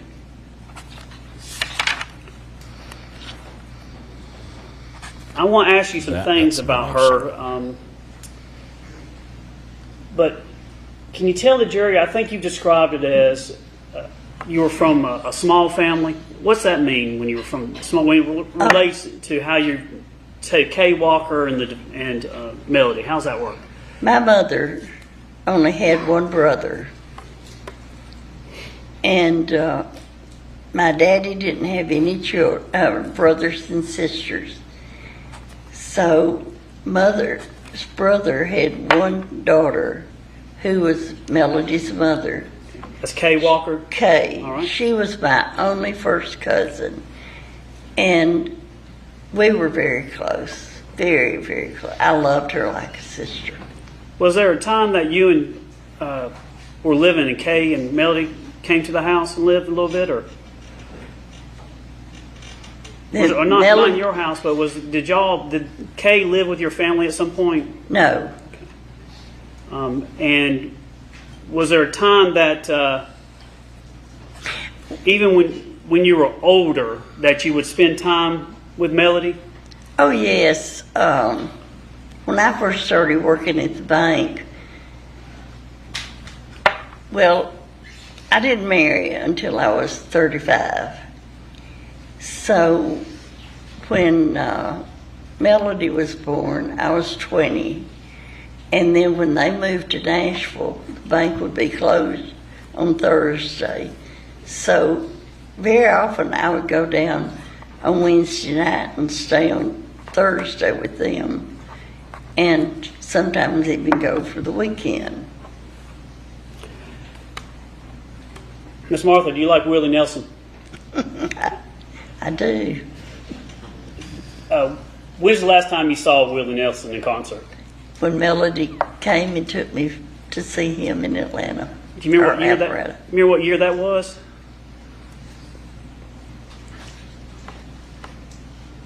It was probably 2017, 28. Gary hadn't died. Was it a good concert? Oh, yes. Would y'all do things like that often? Just go and do stuff? No, that's the only time we ever went to a concert. And who went with you to that one? Was it just you and Melody, or? Amanda and Chad, and then a friend of. It was a couple that was a friend of theirs. Okay. Amanda, her daughter, and Chad Bruce, her now husband. Mm-hmm. How would you describe the defendant's, Melody's, I apologize, Melody's energy level?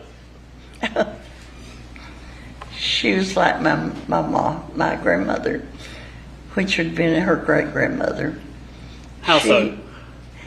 My mom was never still, and Melody wasn't. She worked. She kept a good house. Her yard was southern living, and when she would come up to my house, she would do things for me. What type of things? She brought her power washer and washed the patio, the front sidewalk. She did all my patio furniture. She repainted it. She helped me clean out. We have a separate garage, and we got a dumpster, and she helped me clean that out after my husband died. Melody's family, right?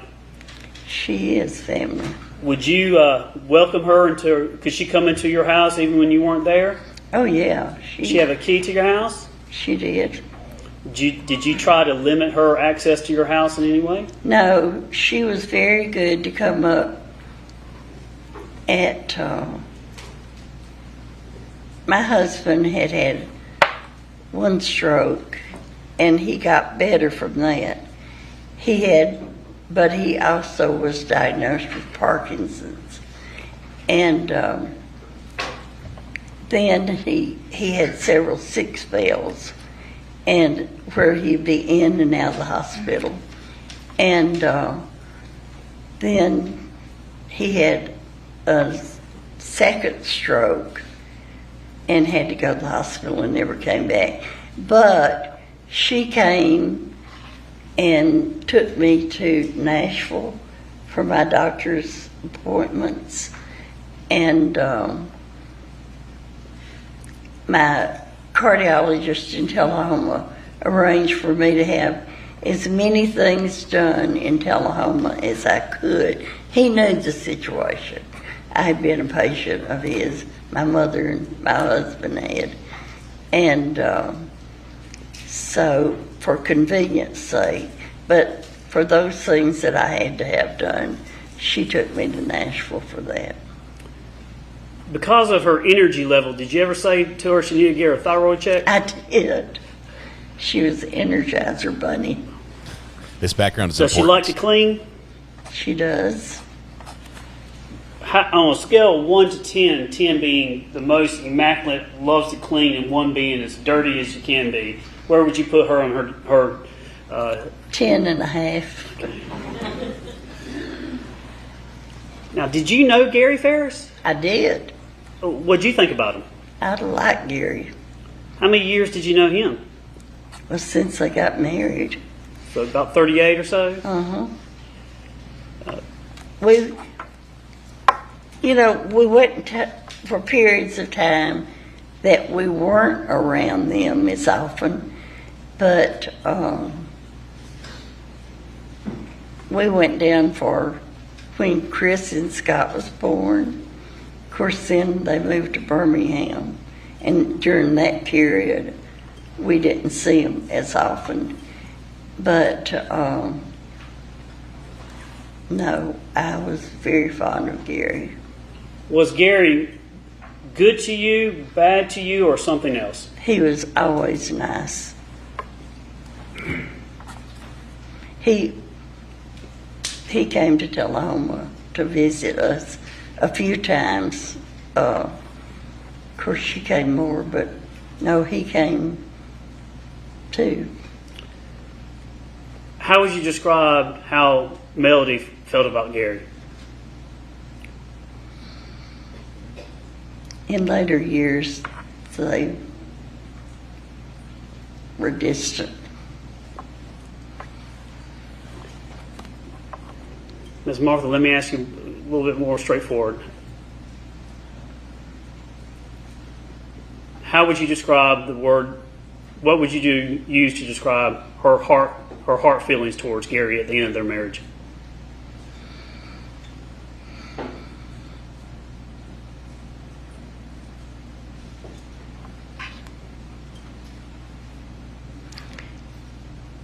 There was no love there. Wow.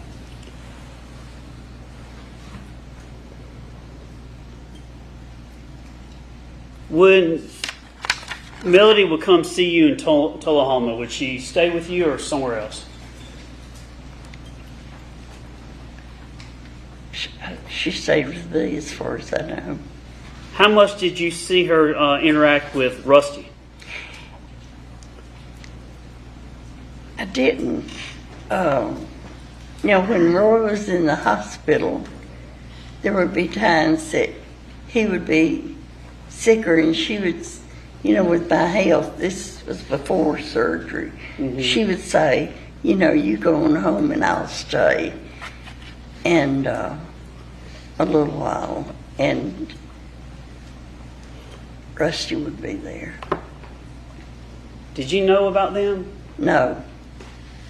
And I'm not going to ask you anything more. Okay. She had something that she wanted to say or didn't want to get into.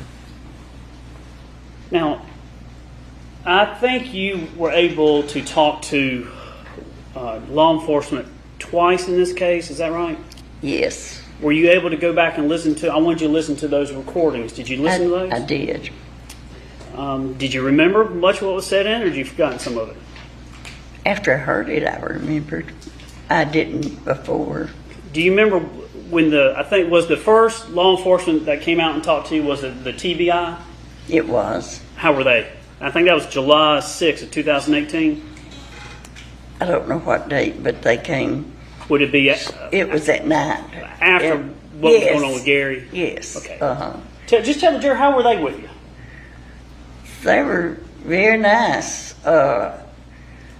They mostly asked personal things, Was do you remember it was a tall, A short guy about my size and a tall lady. Do you remember them? I do. Do you remember their names? I didn't actually remember names. I do not remember their names. Were they mean to you? No. Okay, I'm just asking.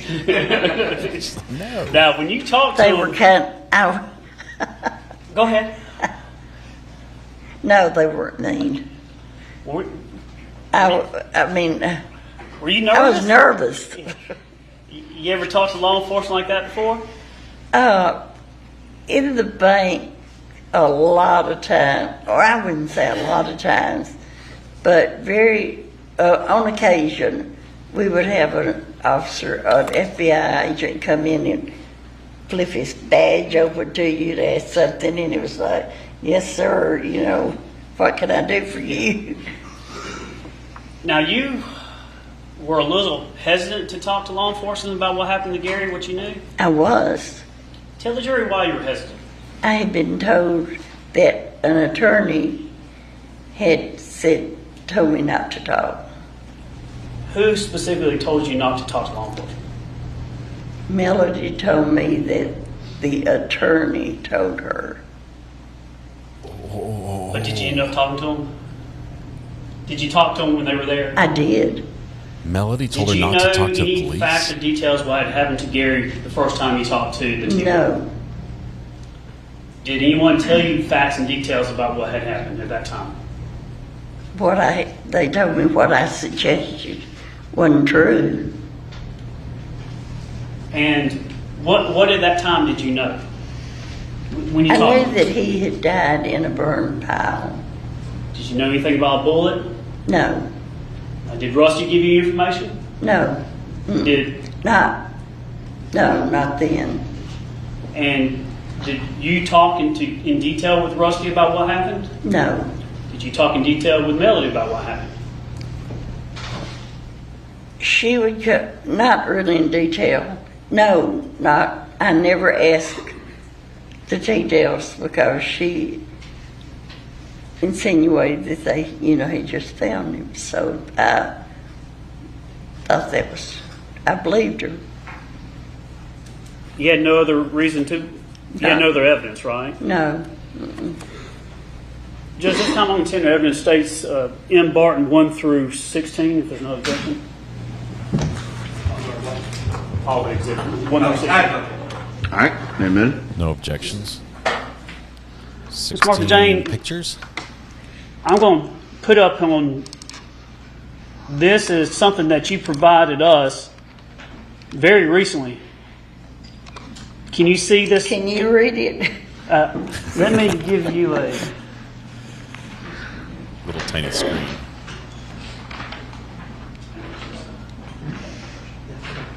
May I approach Ms. Martha?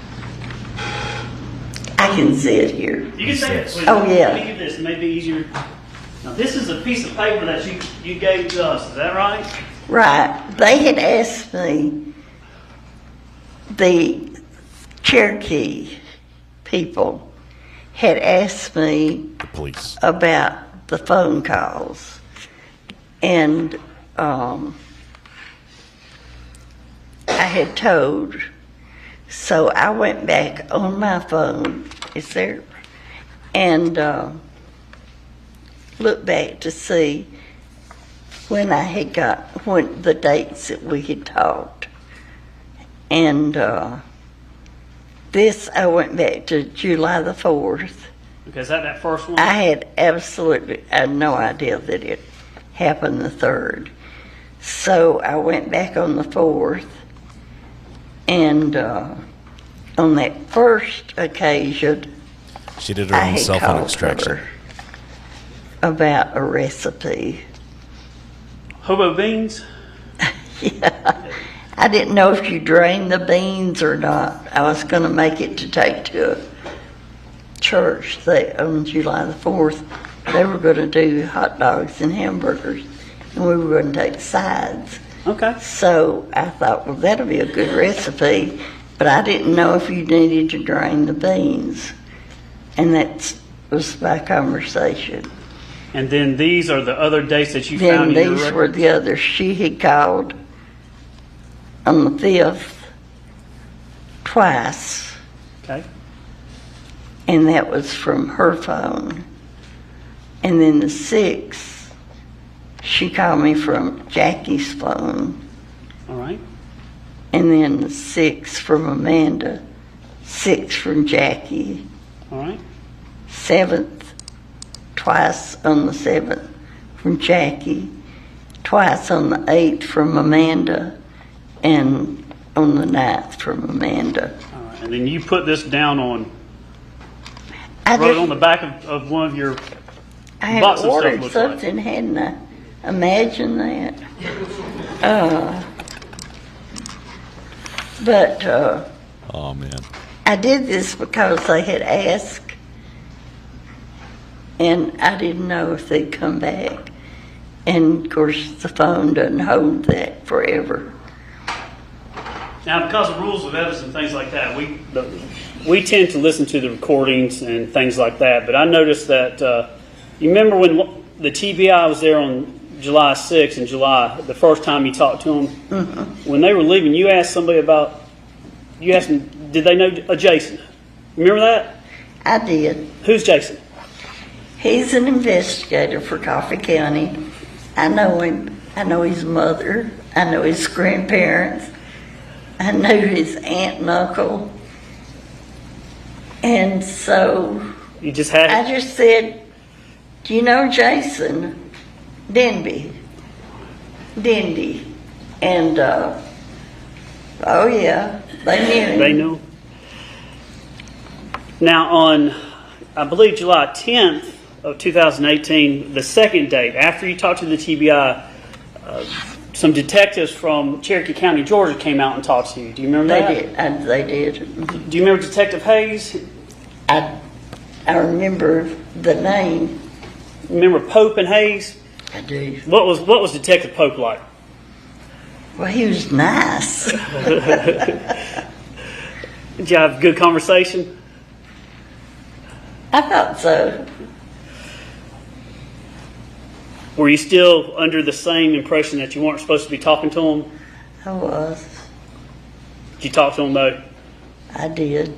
You didn't know much more details though? Oh, I didn't know anything else. Now, I want to ask you, and it's okay, I want you to just tell the jury, have you been watching the trial on TV? I don't get up until about 10 in the morning, and you all are an hour ahead of us, so I would usually start about, now this was, well, first of all, your office called me and asked me some questions and told me, or asked me if I knew the trial was starting. That was a shock. Okay. I did not know that. So that's the way I knew it was going to be on, but I didn't know. You're talking about weeks before the trial when we talked? Right, okay. Right. Well, then someone called me and told me I didn't know about court TV, and they told me. So I looked and finally found that may not even have been the first day. How'd you look? I have a Kindle, and I Googled. Well, Miss Martha, that's not true, is it? You don't have a Kindle. How many Kindles you got? Well, I have two. I have two of everything. Did you bring the two with you? I did. To read? Uh-huh. All right, so did you Google it or something? I Googled Court TV, Melody Walker Farris, Cherokee County, and I finally found, and I don't even know what the first was, and like I said, this would have been after 10 o'clock. How much of the trial have you, now? I did, and then let's see, this is the third week, is it? Yes, ma'am. Oh, I didn't watch any after I talked to you all. Talking about last week? Yeah. Did we tell you to stop watching? Mm-hmm. Okay. Up to that point, had anybody told you not to watch it? No. Okay. Mm-mm. And did you see Rusty testify? I saw part of his testimony. How did that make you feel? Disappointed. After seeing Rusty testify, did you make a phone call to Cherokee County? I did. How did you? Who did you call? Well, I Googled. She's Googling. Cherokee County Detention Center, and it came up 3 names: sheriff and their number. I don't remember the second, and then the criminal investigator, and I called that number. How were you feeling when you called that number? Awful. I had a heavy, heavy heart. Did you sleep the night before? I have worried about this for a long time. Do you remember who you, I think that was last Friday, October 18th, is that when you called? Today's Friday. I believe so. I believe it was a week ago today. Now, I have around 10 o'clock our time, so it'll be about 9 o'clock your time. Mm-hmm. Is that about right? Mm-hmm. Do you remember who you talked to at the sheriff's office? Detective Hand. Hand? Mm-hmm. Hand, thank you. Now, how was he to you? He was very nice. He told me his name. I didn't even tell him my name. I think I started out with, I have a heavy heart. And then I told him that I had a gun that was missing. And then let me asked talk. Me my name. Yes, ma'am. Let me talk to you about some guns. I want to talk about. Now, Roy Sr. was a jokester, wasn't he? Yes. I want to turn your attention, I believe, and you tell me if it's not right or if it's around that time. I want to turn your attention to, well, before I get there, did you buy Mr. Roy a certain type of pistol? I did. I bought him a .357 Magnum. Do you remember what year you bought that pistol for him? No. No, I don't.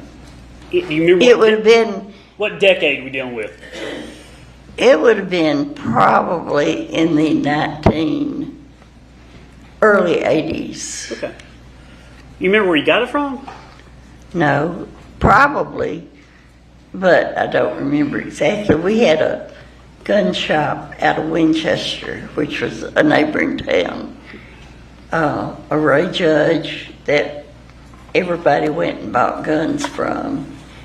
And so you men have a way of hinting and telling what you want. This was the second gun that I had bought there for him. And the first, I got my uncle, Melody's grandfather, to go with me to buy a Remington. I should know. I knew 1100. I think you dove hunt with it. Shotgun. Okay. And you can skeet shoot with it. Now, did Mr. Roy like to hunt? Oh yes, yes. What kind of hunt did he like to do? Well, turkey, dove, deer. When he was growing up, squirrels and rabbits. Did he and Rusty ever go hunt together? They did. He went. They dove hunted every year. They deer hunted, turkey hunted, and then they made 3 trips to Canada, black bear and caribou. Wow. You told me yesterday, I think, well, first time was yesterday, the first time you and I ever met in person. Yes. Mm-hmm. And was I nice to you? Was I nice to you? You were very nice. Okay. And you told me about Mr. Roy had a long shot one time. What was that? Oh, it was over 600 yards for a caribou. Where was that at? You remember what country? In Newfoundland. Now, at some point, now I want to turn your attention to, I believe, maybe 1979 at Christmas. Mm-hmm. Going back to Mr. Roy being a kind of a kid or a jokester, did you get a unique Christmas gift that year? I did. Was Rusty there? Yes. First of all, tell us how you would celebrate Christmas with the different family? What was y'all's procedure? Christmas Eve, we celebrated with Roy's mother and daddy. And then on Sunday before Christmas, we would celebrate with his children. And then as they had grandchildren or had children. And then on Christmas Day with my family. And this particular year, Roy gave me, and he had gone and wrapped this. I know he took the paper at his mother's because my Christmas presents were wrapped that matched the tree. And this was his red and white paper, and he gave me the box, and it was heavy, and I opened it up, and there was a gun on top, but there was a brick in the box, and he had the gun. Well, of course, he had to tell me what kind it was. Okay, what kind of gun was it? It was a .38 Special, and he said it was called a Saturday Night Special. Saturday night. Was it a long barrel or short barrel? Short. How short? Oh, it was this. It was very short, and he told me that I could use it. It was for my protection. And when you got the gun, did Mr. Roy do anything else with the bullets? He had rolled up $100 bills, and they were rolled up about like a toothpick and stuck in each cartridge. And of course, he joked that that's the only way he could get away giving me a gun. And that's probably all I saw. Now, this pistol, did it have a holster? It didn't then, but he got a holster for it. What kind of holster was it? It was just a leathery looking, it wasn't a thick leather, very slick, and it didn't have the belt on it. It was just to put the gun in, so that he wanted me to keep it in my closet. In our bedroom, his closet was on his side, mine was on mine, and he kept his .357 Magnum in his and wanted me to keep mine in mine. And I never did touch or hold it. I kept mine under my nightstand. The where 38? no one could see it. You talking about the 38 pistol? Uh-huh. But the holster was a leather holster? It was. Miss Martha, you said Mr. Roy kept his gun on his side in his closet? In his closet. When you called law enforcement, you told them this information you're telling us now, is that right? Yes. I had to look it up because I didn't know. Tell them how you described your closet. Fibber McGee's, and you all may not know, it's an old cartoon, and if you open your closet door, you're liable to get hit in the head with something. Now let me go back. Your husband, ma'am, I'm sorry, when did he pass away? 2014. And Mr. Roy did he get sick around that time, or is it a little before? The day that I went to Nashville to schedule my surgery, he had a second stroke, and from that time on, he was either in the hospital or nursing home. And would you have to go to doctor's visits and things around that time too? Mm-hmm. At some point after Mr. Roy passed away, did Melody come up, or during that time was she helping you go to a doctor's appointment? She did. Was she staying with you during these times? She did. Now, after Mr. Roy passed away, tell the jury what you did with the .357 Magnum pistol, Roy's pistol, and your .38 pistol, special. Tell the jury what you did with it. In one of our spare bedrooms, I had it wasn't a cedar chest, but it was a chest type that had quilts, sheets, that sort of thing. And I took those guns and put them in the chest. There was a TV on top of the chest. I don't remember, but I put a lot of stuff on top of the chest so that I didn't think anybody would look in the chest. It was too much trouble. Did you personally put those in there? I did. Just those two guns? Just those. Let me show you some photographs. This is the first one in Barton 1.1. Do you recognize, did we come up and pick you up to come to court today?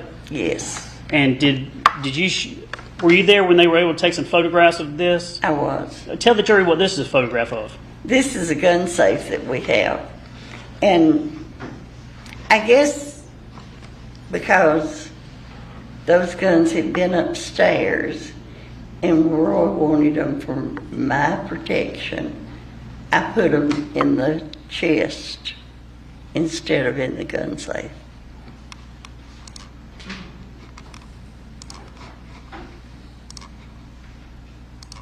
This is photograph 2 for you. Did you also find some 38 special ammunition? I did.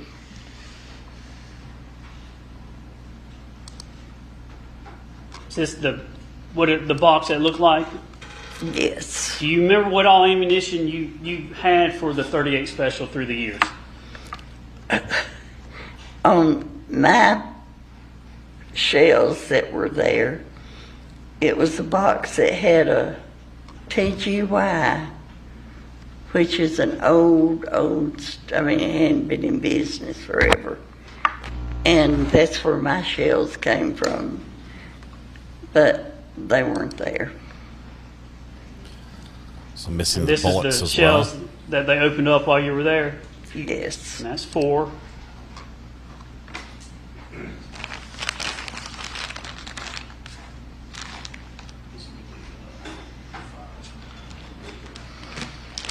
And then this is Ms. Barton. In Barton 5, those are the box of shells? Yes. Judge, I think I've tendered all those in, but I'm going to tender 5 in too. All right. Objection? No. Submitted. Then 6, did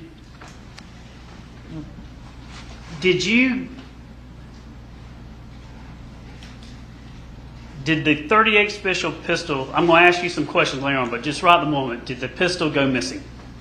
It did. Did you start looking for things in your house? I did. How much did you tear your house up and things in the house looking for it? Oh, I knew that it was only upstairs. And I looked everywhere. Closets, dressers, chest. Do you have how many, you don't have any children, ma'am? I don't. But you have a niece and nephew are close to you? I do. And then, is it Jennifer? Yes. Did she encourage you to look before you came down here for us? Yes. Did you go back and look through the house again? We did a complete search. Does Jennifer love you? She does. She want to make sure you look through the house? Yeah. Now this is... even said, she called and said, how did you know it was a 38? Well, Roy told me. Now this is number 6 for you. It's a photograph of a sock. See that? I do. You know whose sock that is? I don't know whose sock it is. I'm sure it's Roy's. There were some shells down in it, and he would, of course, he had 411 hunting coats, and hunting, he had a backpack and everything else that you could imagine for hunting. Did you find anything that has pockets in the hunting clothing? Yeah, I found that, and peppermint candy. He was so afraid he'd get a coughing spell that he'd always carry peppermint candy with him. Judge, I'm Tim Evans in Barton 8, which I thought previously to, just for the record. All right, any objection? No. All right, submitted.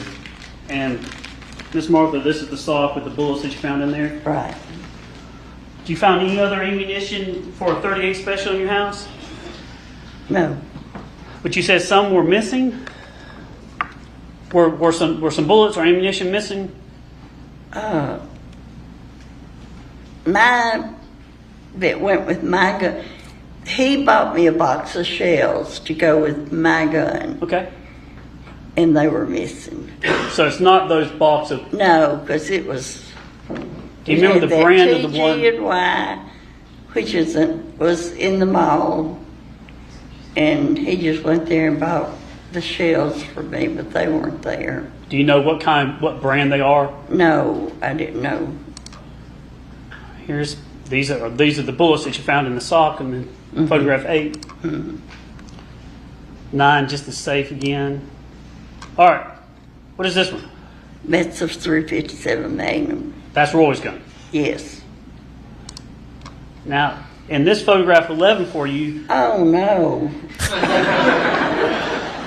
No. You're showing my messy house. You were supposed to do a close-up. Miss Barton, I'm on 12 now. Just tell the jury what that room is. Have you ever heard of a junk room?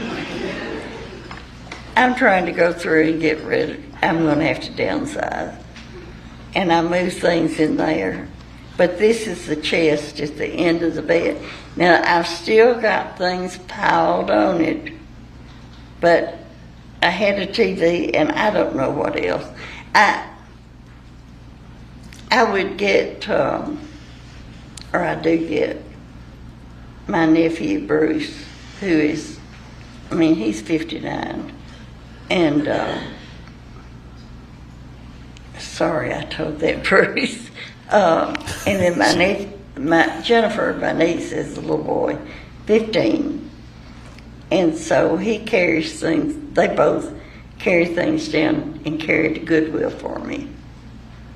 And as we go through this, tell the jury, this is photograph 13. Is it correct you moved your 38 and the 44, your gun and Roy's gun, you put them upstairs in this chest here, is that right, that we see in the photograph? Mm-hmm. Do you remember what year you put those up there? Yes, it was 2019. 2019 that you put them up there? No, it was 2019. No, I don't remember exactly. It was after Roy died that I put them up there. So it was after 2014 that I put them in there. It was 2019 when I discovered they were missing. Okay, that's what I want to... The 38 was missing. What I want to ask you is, and I want to show you a picture, I'm going to go back to it. This is number 13. This is number 14, the photograph. And then, let me back to 14. I'm sorry, Miss Martha. And then, this is 15, just kind of the contents of the chest. As we took them when these were taken recently, right? Yes. After the defendant was arrested in 2019, did you go upstairs to do something with the, I guess, TV and other stuff with this chest? We were taking some things to Goodwill. And so we looked in the chest. And at that time, I had quilts and sheets. And I had it down under. And when we looked, just the 357 Magnum was there. Ooh. You said... Only one gun stolen. Was there a moment, that Melody, before she was arrested, before everything happened with Gary, was there a time that she was at your house and you told her where some things were in your house? There were. Yeah. Yes. Do you remember how you described that to law enforcement, that moment? You said you had a certain type of moment. When I told her? Yes, she was there with Ella, her grandchild. And I mentioned some money that I had in a dresser. And that it was more or less that if I needed something, those things were there. Did you talk about where your pistols were? I just told her that the pistols were in there. And Melody was that? In that chest. And do you remember what year that was? No. Oh, well, yes. It was the year that Emily got married because Ella came up now, in 2016. When you told the defendant, do you remember how you described that you had a certain type of moment when you told, I apologize, when you told Melody about that? Why did you have some hesitation now looking back on when you told her? Yes. Why is that?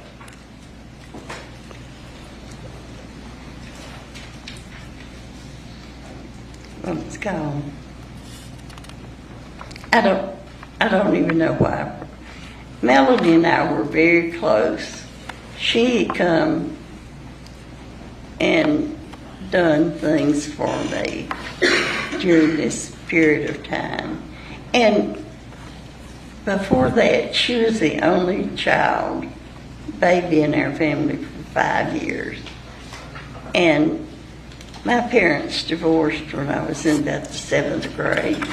And we moved in with my grandparents, who were her great-grandparents. So we had a closer connection because when her mother, grandparents came to see his mother and daddy, we were there. So we were very close. Did you have In fact, her grandfather gave me away at my wedding. Now, outside of the defendant, I think you said Ella, did you tell anybody else where your pistol was? No. Specifically in that chest, did you tell anybody? No. Did you have a weak moment when you told her where some things were in your house? I did. Why was it weak? Well, looking back on it, it was weak.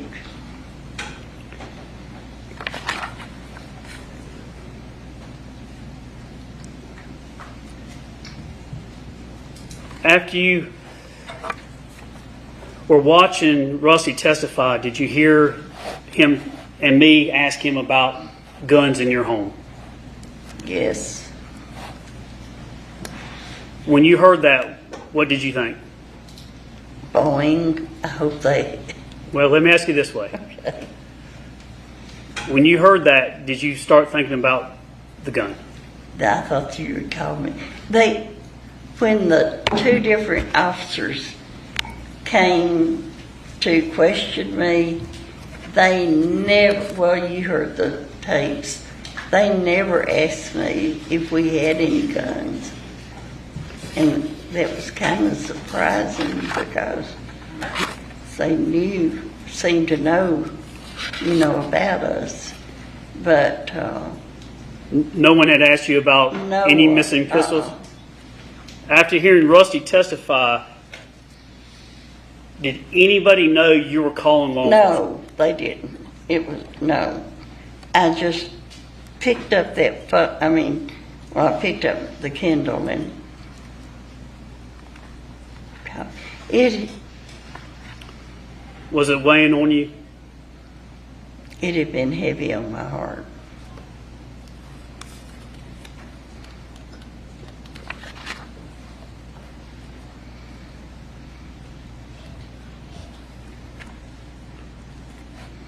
Did you feel like you just had to tell the jury about it? I felt like it was the right thing to do. Judge, you might just have one more.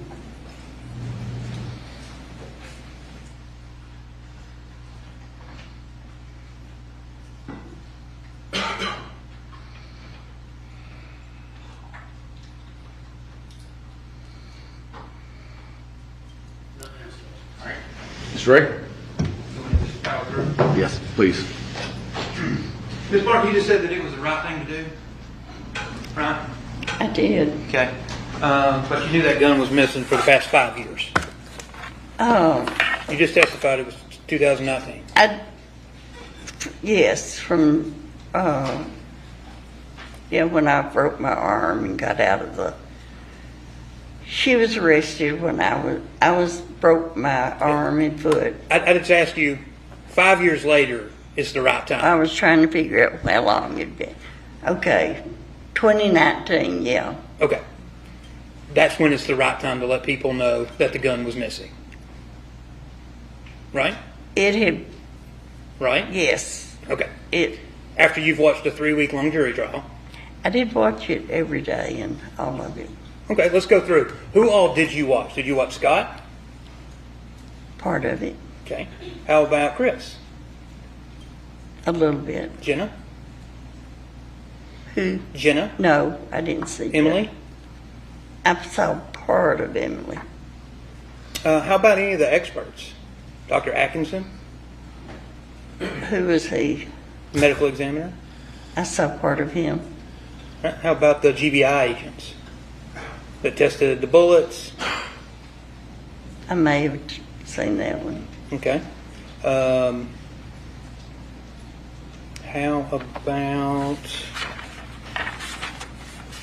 about Thrasher and all of the forensic people that were at the house? I saw parts of those. Okay. How about all the photographs? Did you see them putting the photographs in? No. Okay. Well, just like they do here, you didn't see that on your screen?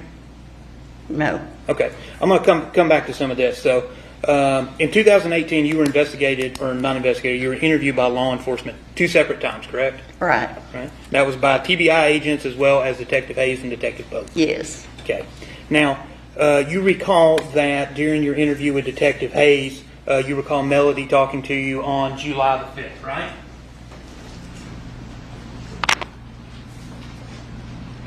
Yes. What you looking at? I'm looking at this. Let me get that. I just need you to testify from memory, okay? Oh, okay. If I need to refresh your memory, we will. But you talked to Melody while law enforcement was actually at their house, right? No. They didn't come to my house until after 9 o'clock that night. No, I know that. What I'm asking is when law enforcement was at Melody's house, Melody called you on her phone. Oh, from her phone. Correct. Yes. Yeah. And that would have been on July the 5th. Yes. Okay. And you told law enforcement that Melody was crying when she spoke to you. Yes. And that, in fact, her world had been turned upside down. That's correct? It had, as far as I was concerned. Now, going to what Melody never told you specifically not to talk to the police, right? She said their attorney told her to tell people. She told me that the attorney told. Melody's never told you anything to tell law enforcement? Oh, no. Okay. Now, you've known Gary was shot since 2018, correct? And she said, yes. When I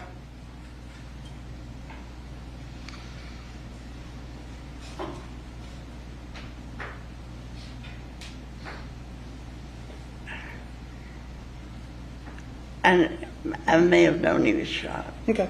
Let me, just because you kind of on the fence.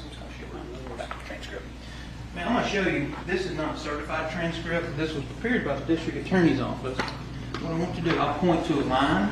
Okay. And this is where your testimony was. Now, the first thing you're going to want to do when I show it to you is start reading it out loud. I just need you to read it to yourself, okay? That's right. You said testimony. Is this a preliminary or is this an interview?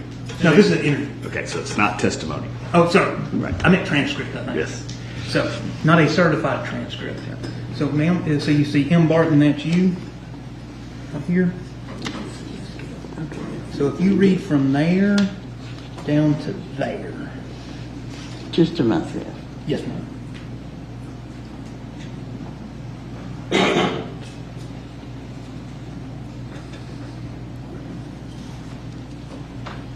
This lady's the real deal. She's amazing. This attorney is not happy. He's coming off pretty harsh.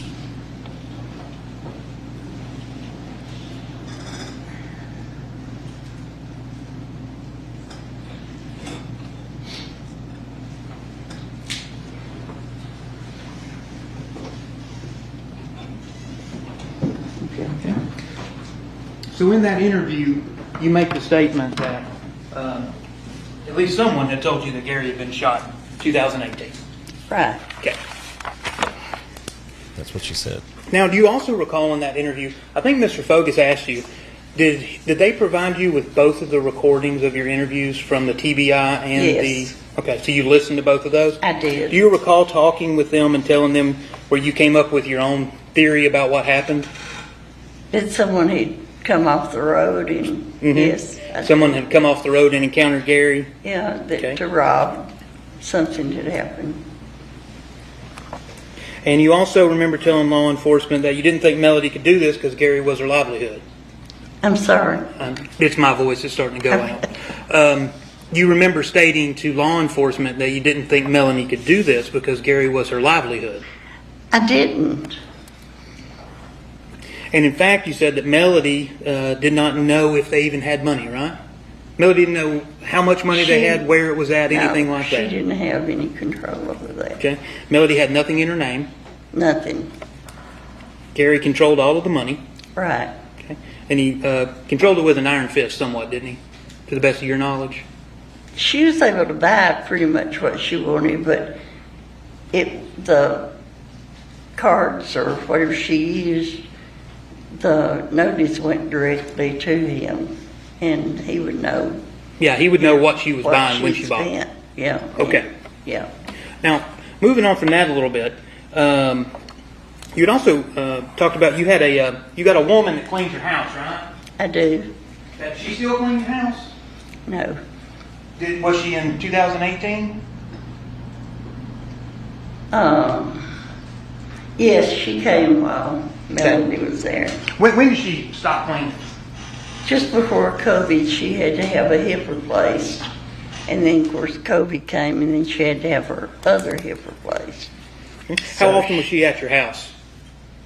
Between 2018 and 2020? The cleaning lady? Every other week. Every other week, so twice a month? Every other week. Well, that'd be twice a month, would it? Well, I guess it's the same thing said different ways.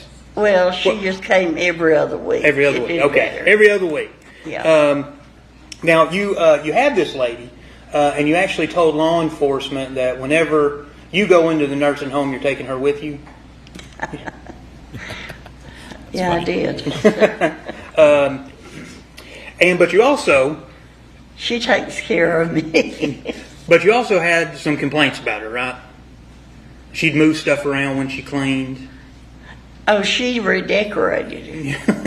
And you said you couldn't even walk around your own house after she got done cleaning? Oh, no, it wasn't that bad. It was just that she would just move.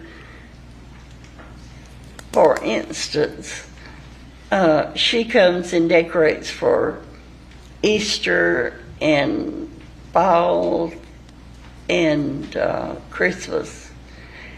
And I guess when she came Easter, she walked in and she said, "Oh, I've decided we're going to move this picture that was in the landing and one that was in the den," and she just took it and moved it.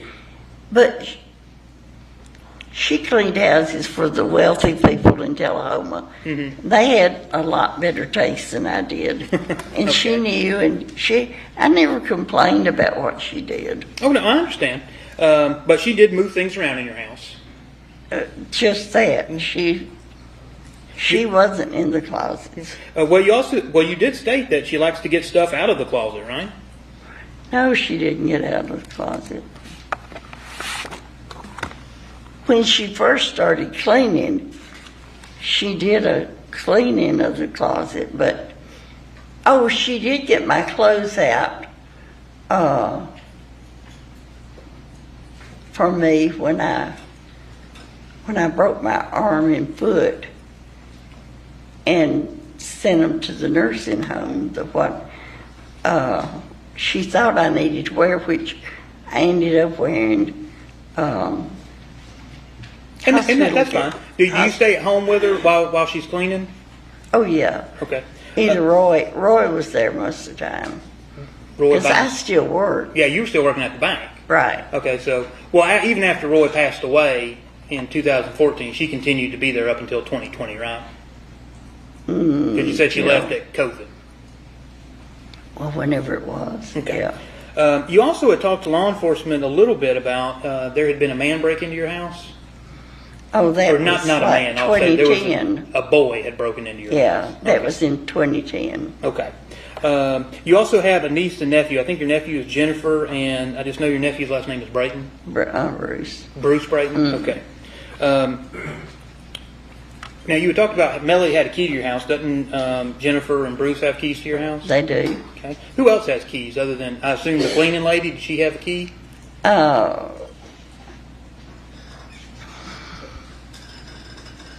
I guess probably did. Roy was always there.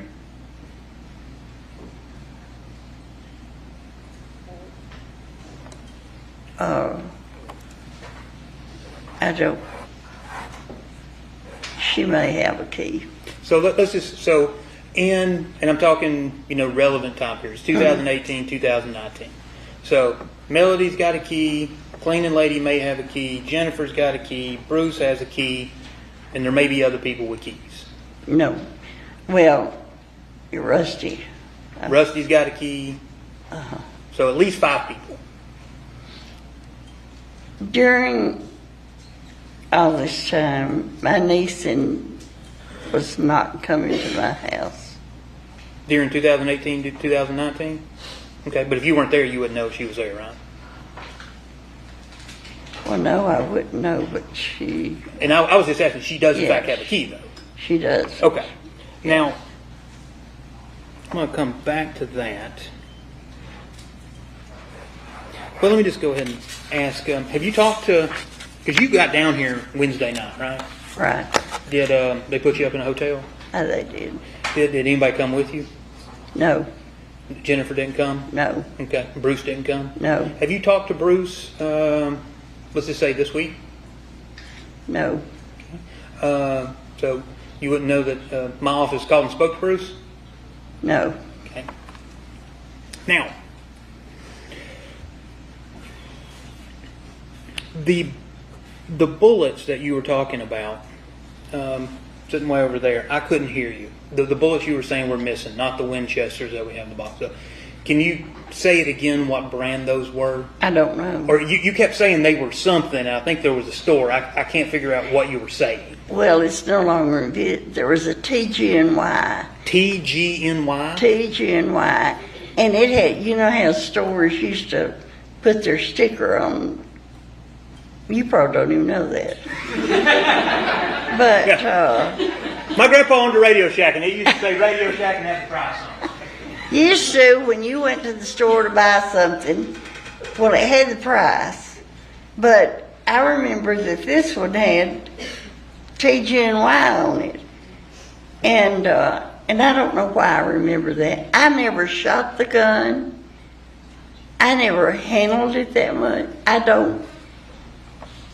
I have a healthy respect for guns because my husband, when he went hunting, it wasn't, I mean, he might go hunting when I was there, but he would like clean or whatever you do to guns the next day. He didn't have the guns out in my presence. I could not tell you, I know he's got a Benelli, but I don't know, in that gun that I gave him that was a Remington. But in that 357, but now, honest to Pete. Honest to Pete. If I hadn't just seen it, I probably wouldn't even know what that thing looked like. The gun? Right? Yeah. That's what you're talking about? You wouldn't know yeah, what it looked because like? I didn't. If it were a pair of shoes or a purse, I guarantee you I could tell you. Absolutely. But they didn't interest me. I I didn't handle them. So I basically, just knew I had one. you just put it away, put it in your nightstand. Well, it got moved around, but eventually you put it in your nightstand drawer and you just went on about your business. It wasn't in the drawer. It was underneath on the floor. Okay, yeah, underneath. But it was, my nightstand is where you had to get down under it to slide it in. Now that holster you had talked about, you said it covered the whole gun. Mm-hmm. It did, and well, Addison, can you stand up? Is it a holster like this? You know that the whole gun's in? I can't see that far away. Like that? Can you see that? No. Can you walk up to her, Judge? Just borrowing one of the bailiffs. These glasses are close up. They're not my dish. You don't get to hide over in the corner anymore. It's a formed No. hard plastic. No, you could see the end of the gun out of it. Okay. Yeah. It was, I mean, you know, this was old. It wasn't. Well, let me do one thing real quick. And Judge, huh? You get a picture. If you just perfect Yeah, we'll do that. Yeah, we'll just that we had Deputy Allison approach the witness showing her holster for her service weapon, and the witnesses indicated that it did not look like that. No, it didn't look like that. Thank you, ma'am. Now, so it's sometime in 2019, and Melody is arrested, and you noticed that the gun is missing, correct? I did. Okay. And you continued to talk to Melody while she was in custody. Y'all talked on the phone calls? I did. Okay. You never said anything about a missing gun to Melody. Okay. You No. never called law enforcement and reported this gun stolen. No. Okay. You still have not reported this gun stolen. I haven't. And that's another thing that came up that I thought, ooh, I haven't done that. But I couldn't describe it. Yep, you can't. But, well, I'll get to that in a second. So you can't actually tell the jury what this gun looked like, right? We got to say it out loud because he's got to be able to hear you. Oh, no, I can't describe it. Okay, can't describe it. But for some reason you remember it's a .38 special. There were other people that I've told that I got a gun for Christmas. And then I've told that I have a .38 special. I mean, I've told that before I found out it was missing to someone. Okay. What do you still have a receipt for this gun? No. Do you have any? Well, I don't even know where he bought it. Do you have any photographs of this gun? No. Now, going to your testimony, because remember beforehand I was asking you about what you had seen. Where are you watching this? You said you watched it on your Kindle, right? Mm-hmm. Okay, so you're watching on the Kindle. Are you watching like YouTube? Like the YouTube app? Well, part of it, sometimes it would come up YouTube, and then part of it was, you could see that civil, and it was just like... It just shows it? Yeah, that's what they zoom into when we're not in court. But the YouTube wasn't like that. It had a little man down in the corner. That's what I'm going to get into. I'm going to show you a picture, okay? So, you have not seen this photograph, and I'm going to show you. But what I'm going to ask you is because you had told law enforcement that there's a little man, I think that's what you said, little man in the corner that's got headphones on. Yes. All right? And I'm just going to show you and see if this is the man that you saw. No. That is not him? This? Yes. Yes, this is a man. Okay. Oh, yeah, that's Rusty. Okay, yeah. Yeah, and so we'll just perfect the record, okay? So this is the man in the lower right corner of what I'm going to call Barton Defense 1. Okay. And is that correct? Yes. That is the man that you watched? Yes. And the other man that's Rusty Barton. Right. Okay. And you're watching it. Are you kind of familiar with YouTube? No. Does this kind of look like what you see when you watch it on Kindle? Uh-huh. It does? All right. And Judge, at this point in time, we move in Barton Defense number 1. All right. I stipulate it. All right. That appears to be a screenshot. It's on. Going on the big screen. Or maybe not. So, ma'am, this is, yet again, this is what you're watching, right? Mm-hmm. When Rusty was testifying. Yes. Now, did you watch Well, they did Scott, me dirty. Chris, Jenner, any of those people? They did me dirty on the pause on game. this same YouTube channel? I don't know. Sometimes it came up where I could see the judge and that symbol back there. And sometimes I would get it on this. I'm not real computer savvy. I'm not a guru on this. And that's perfectly fine. But one thing I want to talk about is that little man in the corner there, and so the jurors know and they can see it, that this is a YouTube channel called Recovery Addict. Were you aware of that? No. Okay. And it's that little man in the corner with the headset that is the one who told you, quote, that's where she got the gun. I heard him say that. Yeah, and that's where you got the idea. No. Well, that's when you called law enforcement, wasn't it? No. Actually, the next day. It may have been the next day, but I thought they will realize that they'll hear it. I thought you all would pick up on that. Yeah. What do you see on there on? Oh my goodness! That exhibit where it says, "Did I crack the case?" Where it says what? Oh, yeah, I see that. Okay. And do you know that that man is now claiming that he's the one that solved this because he gave you the idea? Excuse me? Have you watched the show? Well, he didn't. Well, you would agree with me, though, that on this timeline, you're sitting at your house in Tullahoma, Tennessee, and you're watching Rusty testify with that man giving commentary, correct? I did. And that man made the statement on his YouTube channel, quote, that's where she got the gun, right? I heard that. And the next day, at 9 o'clock in the morning, you called Captain Hands at the sheriff's office. Correct? I did. But Judge, I just asked Mr. Ray. that was not, there was no explanation needed. I'll let you redirect. Go ahead. And that is the first time since July 5th, 2018, that you have ever told anyone about a missing 38 was to Captain Hands.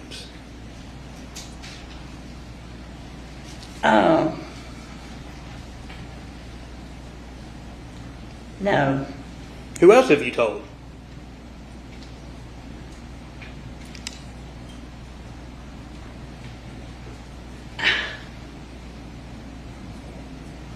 I have, she's not family. She's a very good friend that I told.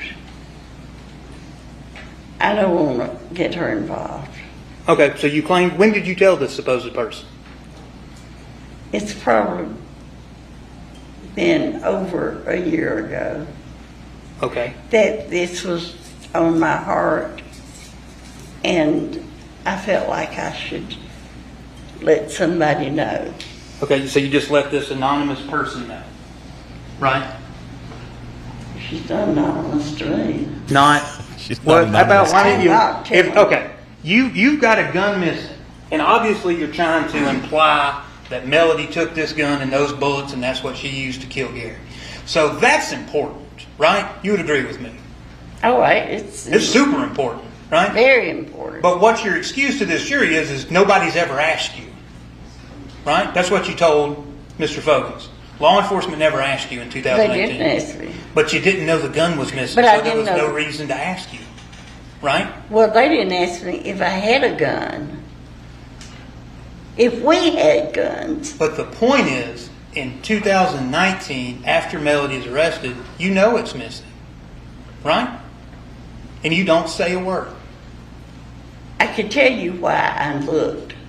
No, I'm just asking you. You didn't say a word. You don't want to know. You didn't say a word to anybody about this missing gun until Friday of last week, right? Well, I have discussed it with one person. Well, let's go ahead and get into that. Now, you claim that you did not know about the affair between Rusty and Melody, right? No, I didn't know about the affair. Well, what did you know? You told Mr. Fogus you didn't know. I'm going to object and ask Mr. Ray under 611, 623. She is 84. I ask him to slow down and ask the questions appropriately. He's got to run across. If I think he's inappropriate, I'll slow him down. Ms. Barton, you testify with Mr. Focus, you didn't know. And so I just asked you if you knew, and you said no, well. So did you know or did you not? I did not know the affair was going on. Okay. Well, what else were you going to say? That I knew that they talked too much, and I talked to Melody about that. That you thought they talked too much? Okay. That she was still a married woman. And obviously, you're not, if this is in fact the first time that you learned about the affair, you learned about it while your stepson was testifying on live TV, right? Unfortunately.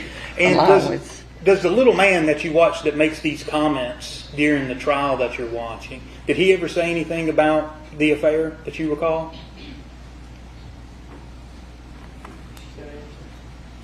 No. Just say yes or no, sorry. I object to being called the little man by the lawyer. So She can call me that. He can't. Live television is when you learn that your stepson and technically your second cousin are having an extramarital affair, right? Yes. And you recall talking with Detective Hand, telling him about how embarrassed you are about it. I am.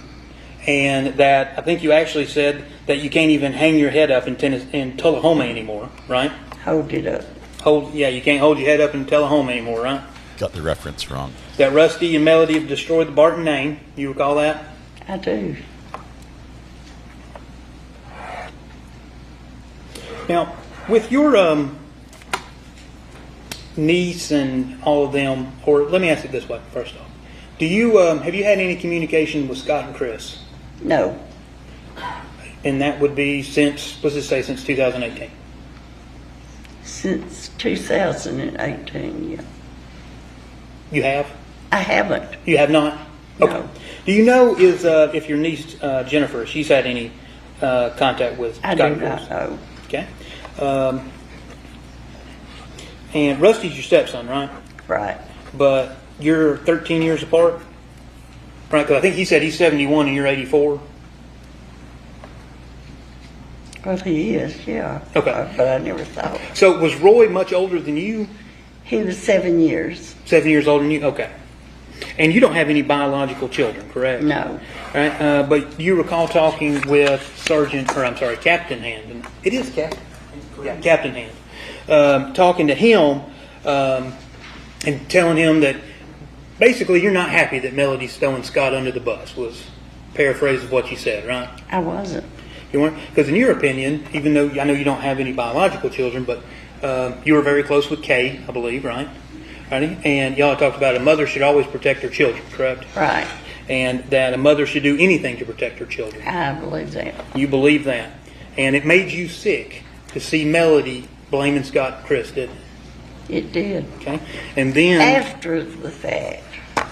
What, after the fact the man told you that the gun?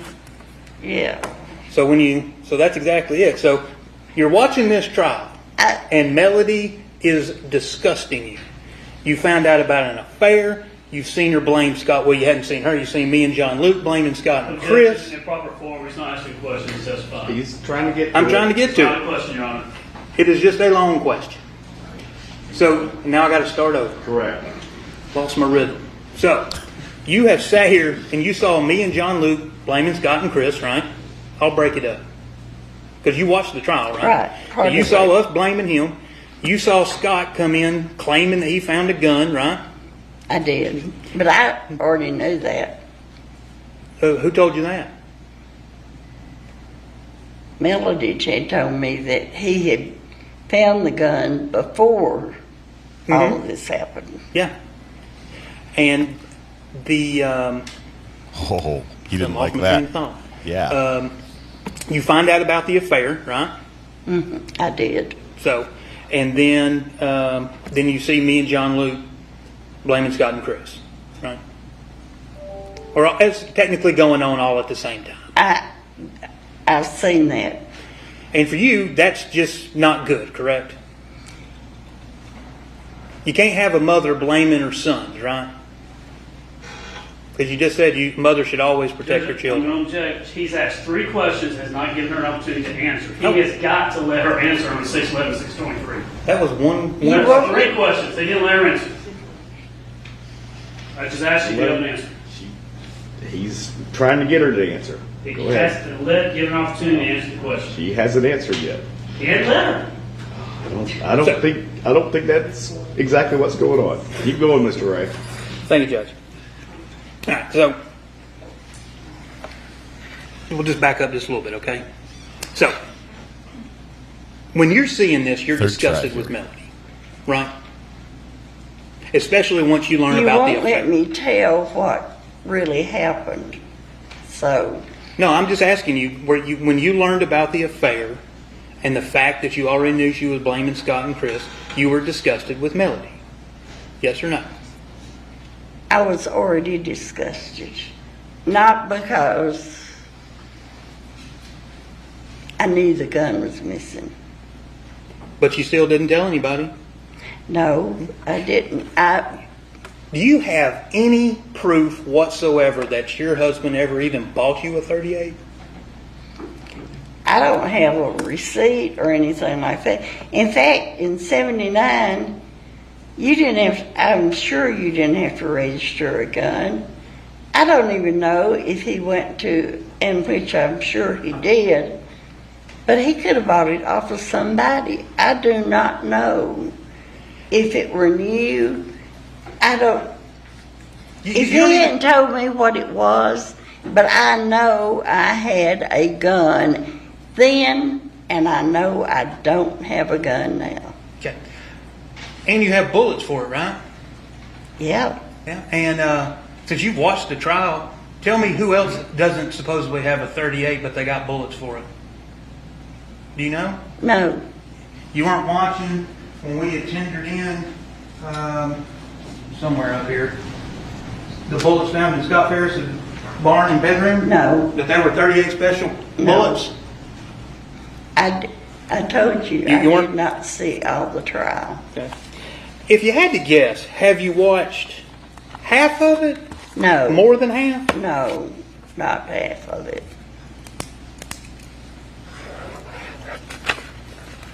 Just 1 second, Judge.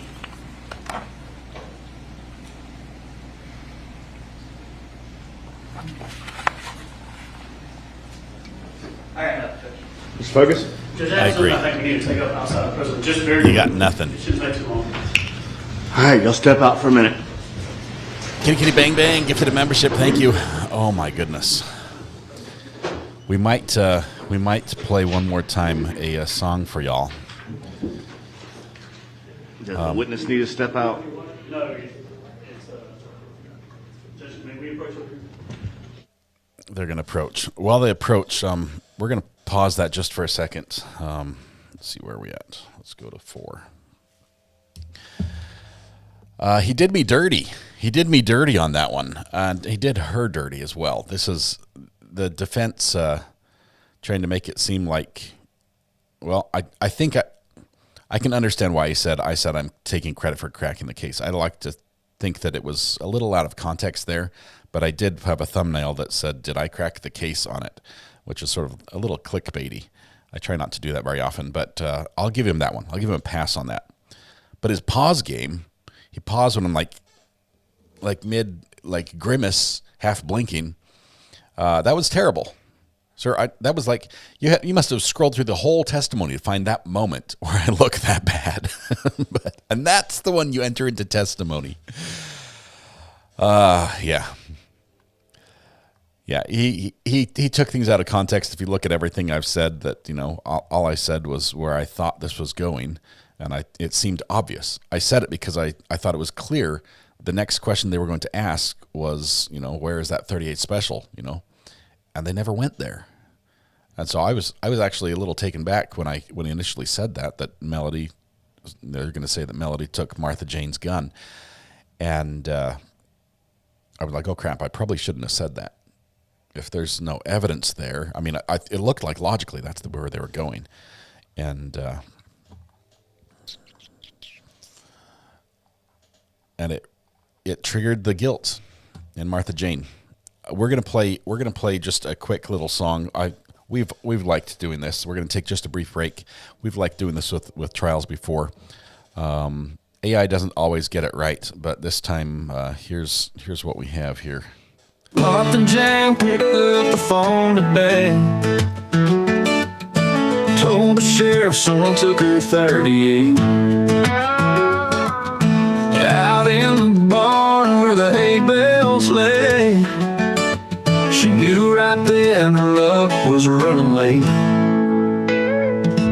Little man in the corner kept his eyes low, watching all the action on the YouTube show. Recovery Addict called her name out loud, said Martha Jane's gun is missing from the crowd.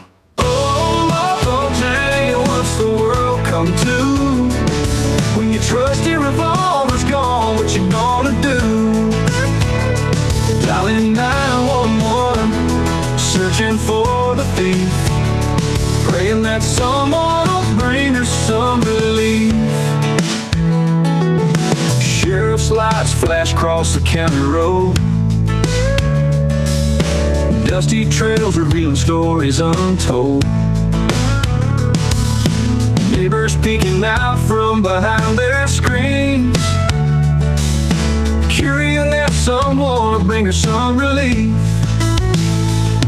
Sheriff's lights flash across the county road, dusty trails revealing stories untold. Neighbors peeking out from behind their screens, curious about the drama, what it means. Little man in the corner, lumber low, saw a figure slipping out just an hour ago.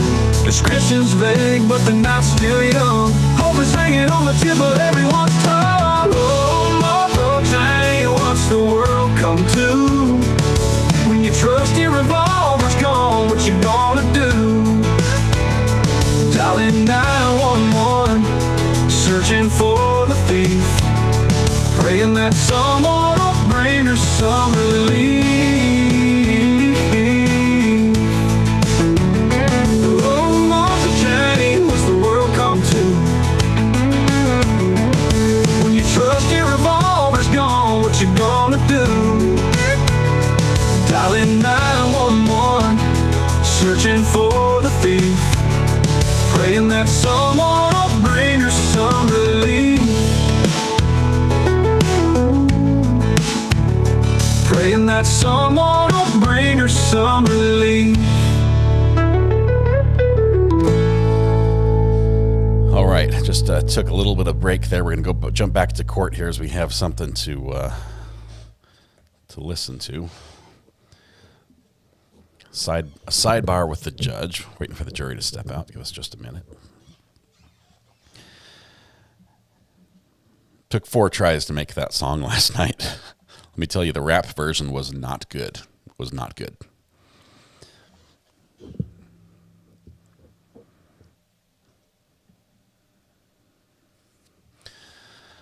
Yeah, so apparently I'm in evidence. It's a bad picture of me too. What? But oh my goodness, this witness, Martha Jane, is amazing. She is not the perfect witness. The perfect witness would not have heard it from me. The perfect witness would have heard that this was going to trial and felt bad and come forward. But she has believability in spades. She's got her credibility just right up there. She is a good old fashioned, Southern woman that with, morals that she would not flirt with another guy because he was there with another girl. Let things settle down and I'll come back.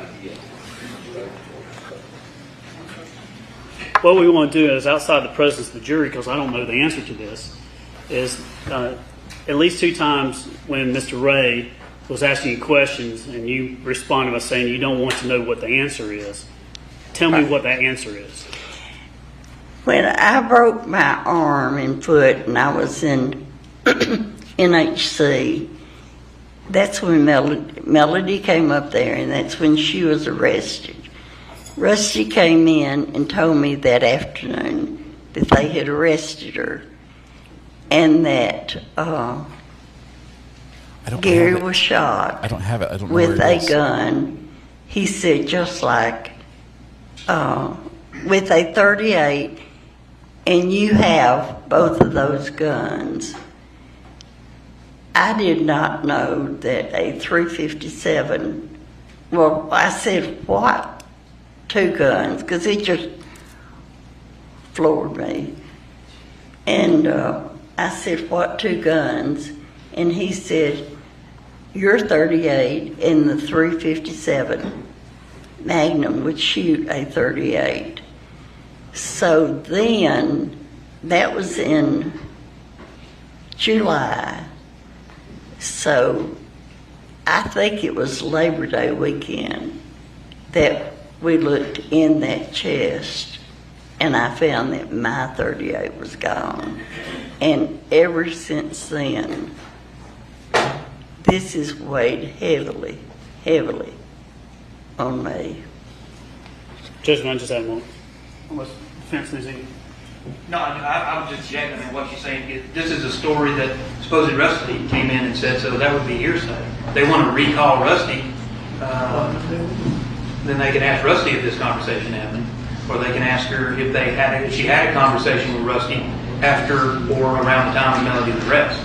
But regarding this whole testament about these guns from Rusty, we hadn't heard that before. And we hadn't heard it from the witness before either. Judge, I just have one more.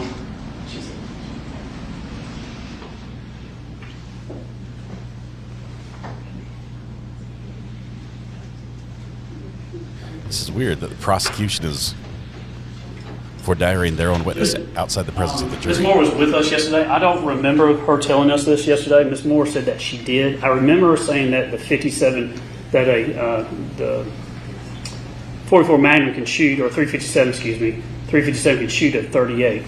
But Ms. Moore said that she did tell us this part. Well, But that's it, Judge. That's what I wanted to. The statement from this witness is that Rusty told her some things. Now those would be hearsay. You can ask her if she had a conversation with Rusty and did he talk to her about the shooting, and then what she did after that. Okay. She can say that's when I went and looked. But not the contents of what he said. Correct. Right. And then if you want to get into the content of what he said, that would then, it still would be hearsay even if Rusty if y'all brought Rusty back in to testify to it, but you don't say anything yet. But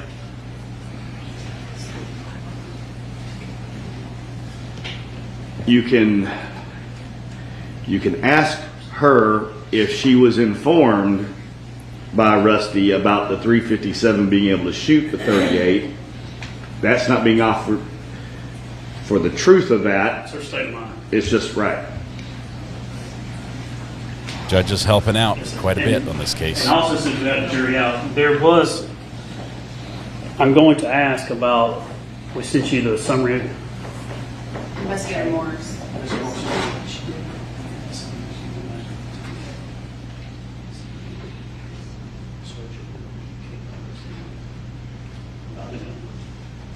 You have that? It's Monica's summary. The investigator's summary. Oh, dang it. I got a photo and a phone. There was one from, yeah, it would have been on Friday the 18th at 7:36 p.m. That one. Just make sure you know about that. DA investigative report, and you got it on 18th at 7:36. Okay, they're sorting everything out here, trying to figure out if and how they can call to get some of this testimony from Martha corroborated. I can't say that word today. A second witness to testify the same thing. I'm sorry. My head's a little bit confused here.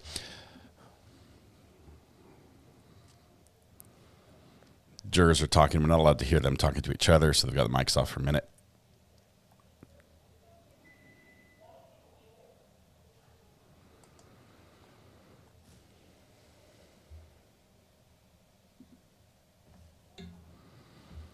think we missed a couple of. Oh, yeah, I mean, like, if you're just going to ask me, like, didn't you tell Kay that the gun was missing? And then I'm going to stand up and I go, that's weird. You told the only person that's dead. All right, Judge. Okay. All right, bring him back in. Whoa. I'm going to stand up and say, that's weird. You told the only person that's dead? Okay, let me put this out there. Defense hates this testimony from Martha Jane. It's terrible. It's terrible for Melody. And that's why they're attacking me so hard. I didn't do anything wrong. I'm going to slide behind you because there's a water. Okay. So I'm going to pour me some. You need some?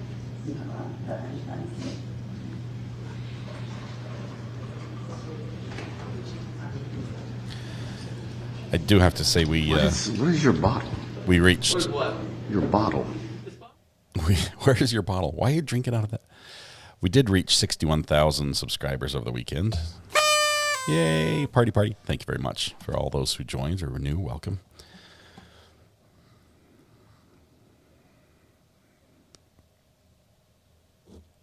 I didn't do anything wrong. I've always said I don't like being involved in court cases. I don't want to talk to witnesses during trials. I don't want to talk to lawyers during trials. I don't want to be involved. I have so much respect for the judicial process. I'd like to watch and observe and comment on it, but I have no intent of being involved in any way. All right. Let's go. All right, Mr. Focus, you can continue. Thank you. Miss Martha, I'm almost done. I have a couple questions, okay? Okay.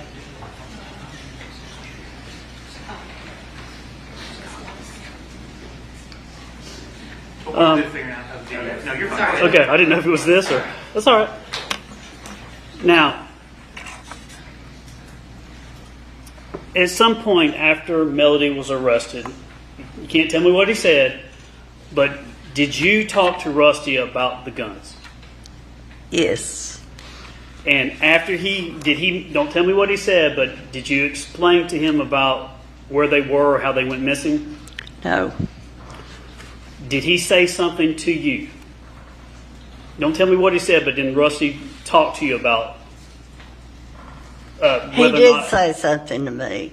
And it was at that time, did you then learn whether or not a .357 could shoot a .38?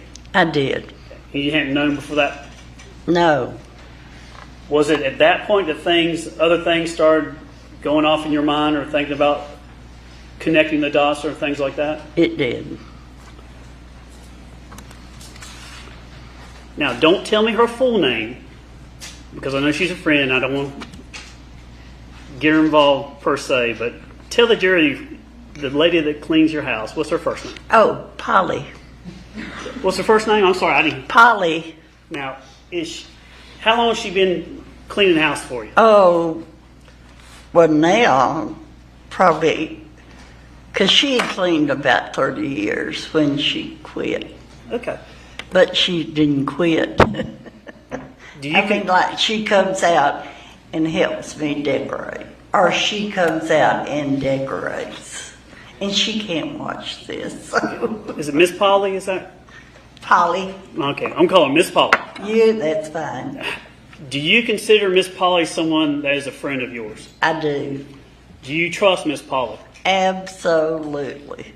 Would she steal from you? No. Now, the defense also asked you about a kid that broke into your house one time. You remember that? I do. How long ago was that? That was in about 2010. And did that or did not involve some glass jars of change? It didn't. I had several in my closet. And he didn't take any of those.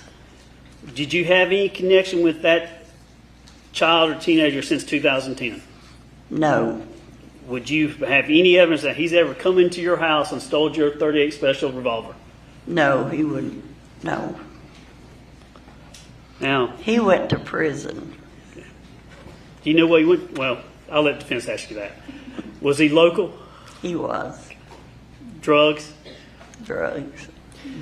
But had you ever seen him on your property or anywhere upstairs in your upstairs bedroom going through or getting into your chest where those two guns, only those two guns were? No. Ms. Marlin, I'm almost done. Now, counsel asked you whether or not you told anybody about the gun. You said you told a friend. But did you tell Kay Walker anything about the gun?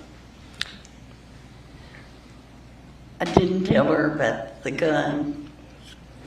I told her that I had had Bruce to come out and take some things to Goodwill, and that we had gotten in that chest.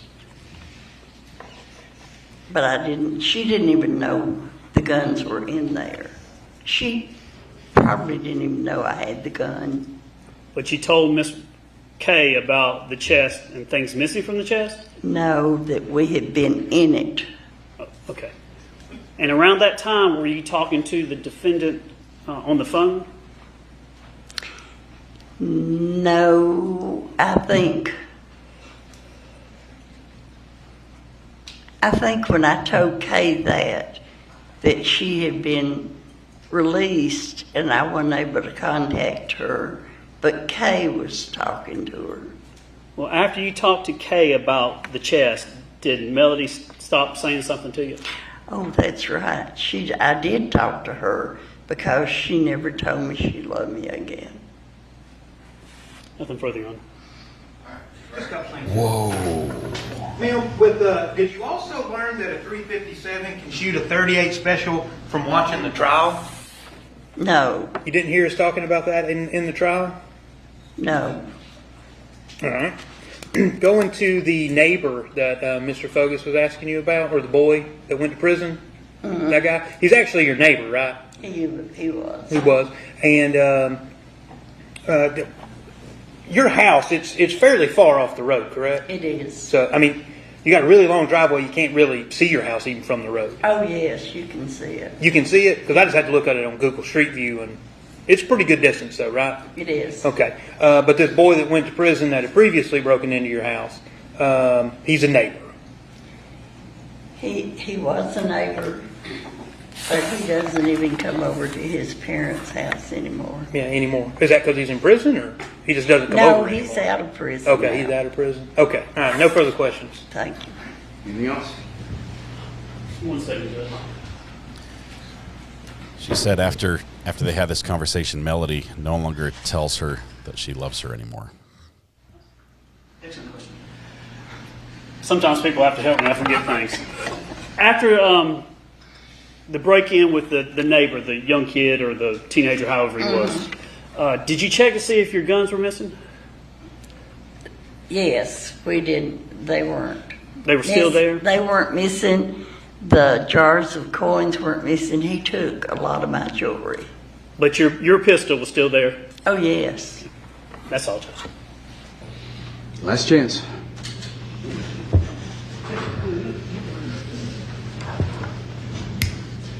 Now, All right. Anything else? we ask that she be released. All right. We're going to break for lunch. Anything else we need to take up? She just needs to remain for just a moment if we could. All right. All right. We'll break for lunch. I'm going to give y'all an hour and a half. We're going to skip it. Start back at 3. All right. So as we skip ahead just a little bit through lunch, give us a minute. We are going to pick up, and we're also going to return to. I was going to return to higher speed, 1.25 speed, because we are trying to get caught up to current today. So there we go. Judge is just coming back from lunch. Y'all don't get a lunch today. That's it. We'll do a break at the end of this day.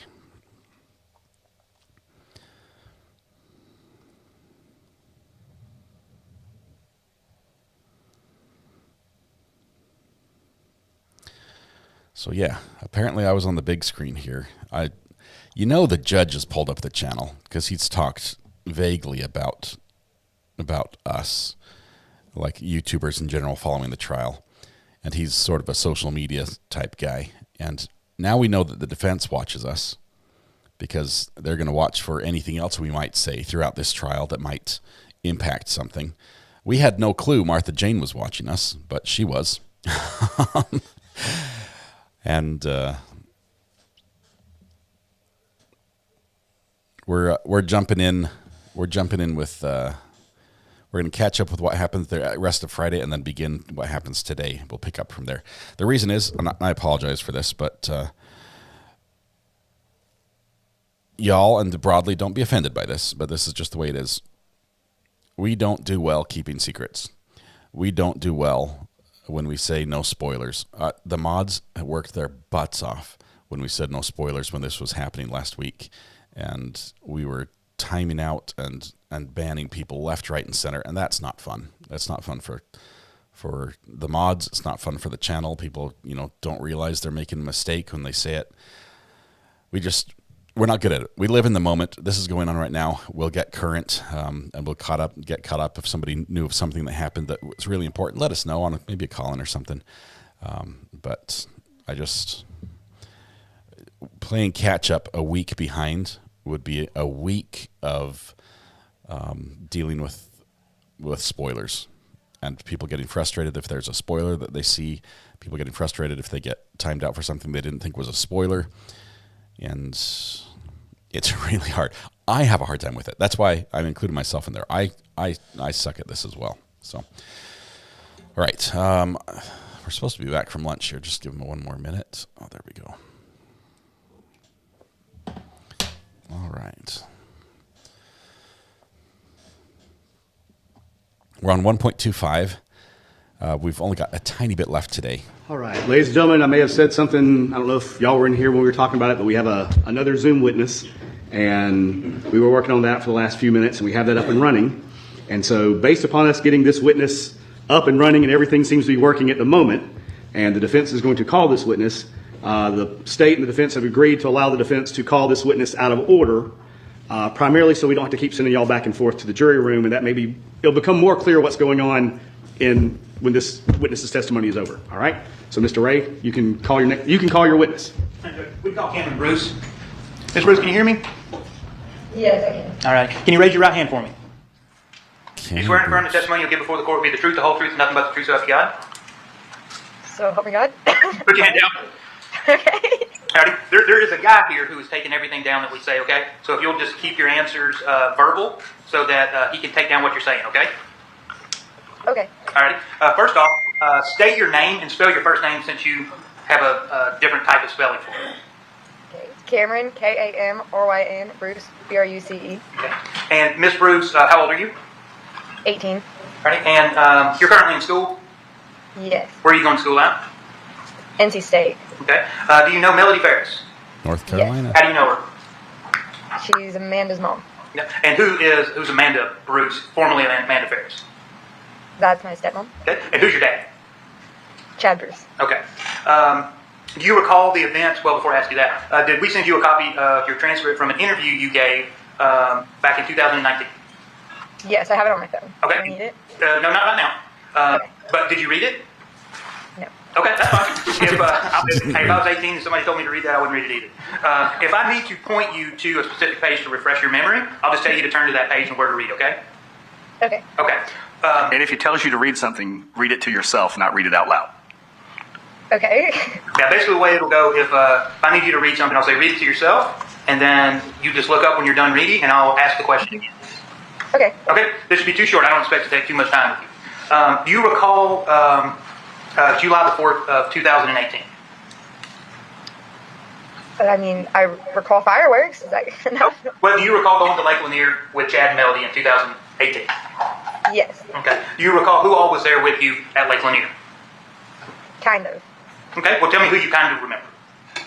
My dad, Amanda, and then Melody. Okay. I don't remember anything else. Okay, and just so the jury knows, how old were you in July of 2018? 10. Is that right?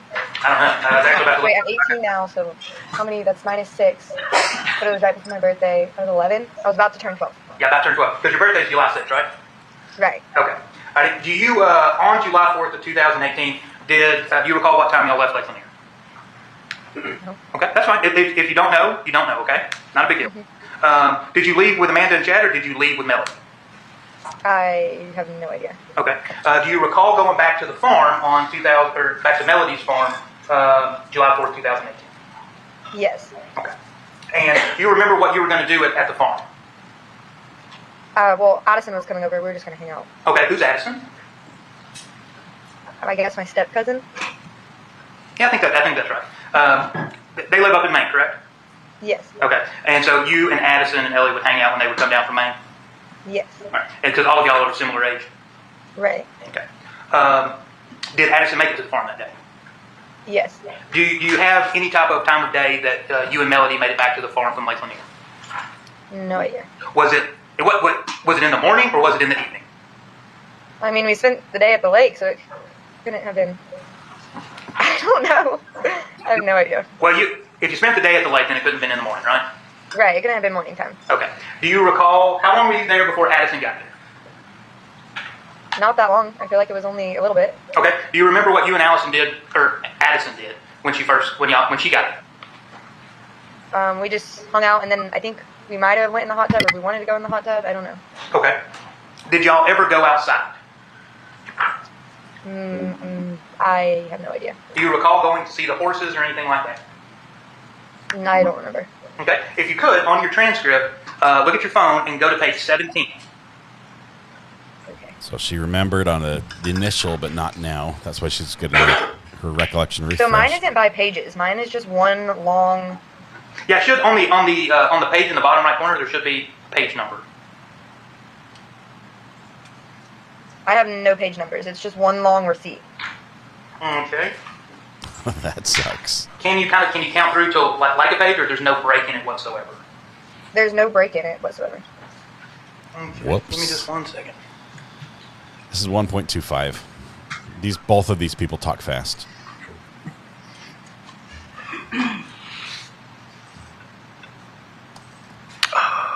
She is very nervous. Arguably, I can hide the jury video if you need me to show her something if you want to share a screen with her. Well, that's what.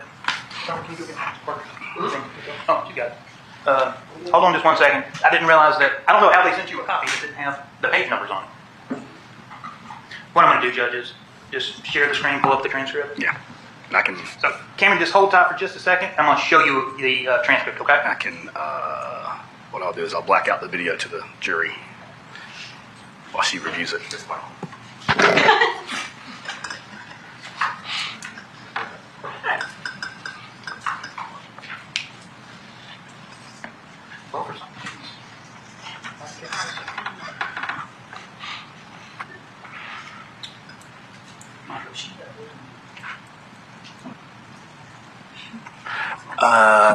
Is that a hard drive? Yeah.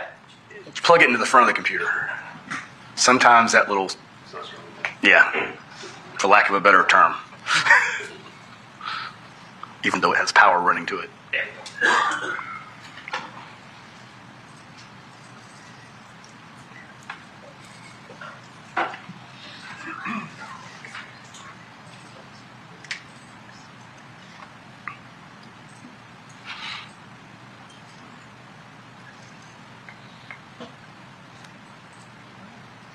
Okay. All right. What do I do? Do you share? Are you sharing screen? So go to where hit share screen. Share? Yeah. Okay. Entire screen? Sure. Okay. There you go. All right, Camryn, can you see what looks like a Word document? Yes, I see that. Okay. If you will, like we said, to yourself, if you'll read from here, for the pointer, can you see the pointer? Yes, I do. Okay. From here, just read all of that, okay? Okay. Anderson says okay, and then the office. Okay, so you and Addison went outside. Did anybody know you went outside? I have no idea. Okay. So do you recall going outside and seeing the horses and stuff? We saw horses and stuff. Yes. We were outside Okay. for quite You a want to while. put her back on the screen? Oh, yeah. Sorry. So hide your share or stop sharing. Okay. Oh, there it is. Okay. Oh, I've never done that. Okay, got it. All right. And y'all were outside for quite a while? Yes, we were. Okay. And then, was there a point where you and Addison began to look for Gary? Yes, we did. Okay. Do you recall where all y'all looked for Gary on July the 4th? I think we just looked in the office and maybe his bedroom. Okay. And you remember, was that on the main floor of the house or down in the basement? That's the basement. Okay. Do you remember seeing anything like blood in the basement? No. Do you remember seeing any bullets in the basement? No. Okay.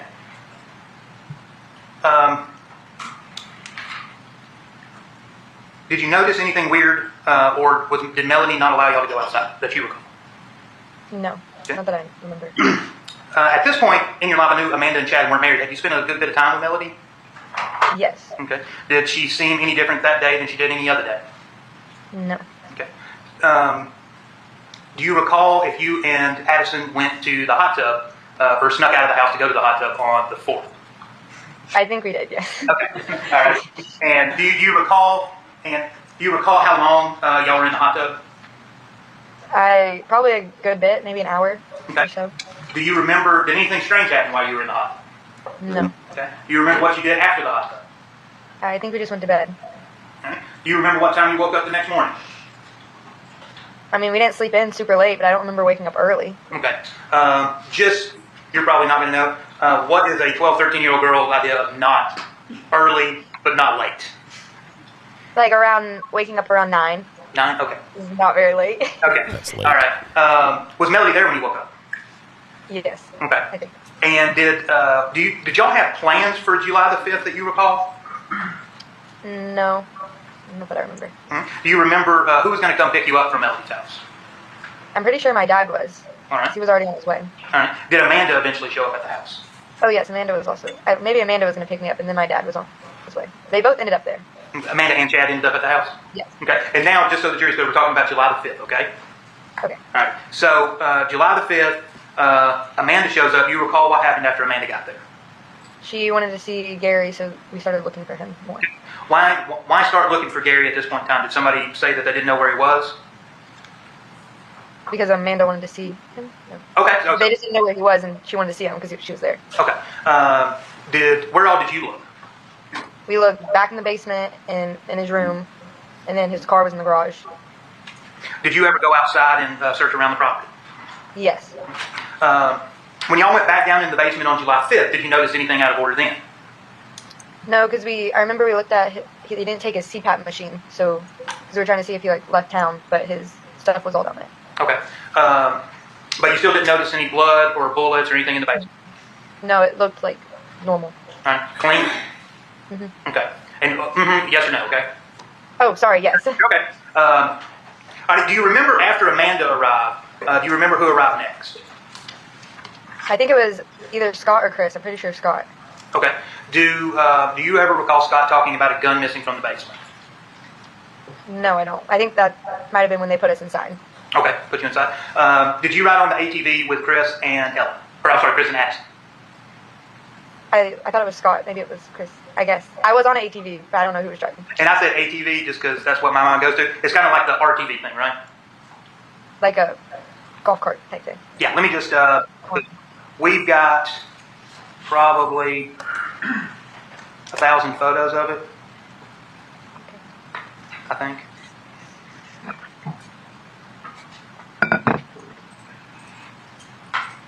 Do you guys need this slower? Is it too fast? Let's see if I can get this fixed. That thing? Yes. Okay. Is that what you wrote on July 5th? Mm-hmm. Okay. Did you notice anything weird about it? Did you notice any blood in it or on it? No, I did not. Okay. Now, eventually, you and Addison were directed to go back to the house, right? Right. And eventually, I believe you went with Jenna. You and Addison, Jenna picked you both up. Yes. Okay. Going back just a little bit, if you had gone to see the horses and things, would y'all have went up to the barn on July the 4th? I'm sorry, July the 4th. If we went to see the horses, we probably were up there. Okay.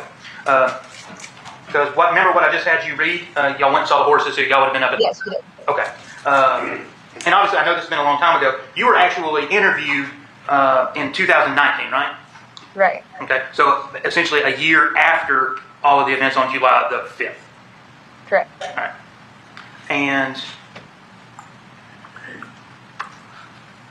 do you recall Melody ever telling y'all that you're not allowed to go outside on the 5th and trying to keep you in the house? No, I don't recall that. Judge, at this point in time, I have no further questions. All right. And Ms. Bruce, the prosecutor may have a few questions for you, so just sit tight, okay? Okay. All right, Ms. Frankish. I don't have any questions, Your Honor. All right, anything else? So this witness was a defense witness taken Camryn, out of enjoy order. college. Thank you. All right, you can be excused. Okay. I don't know how to leave. Super nervous.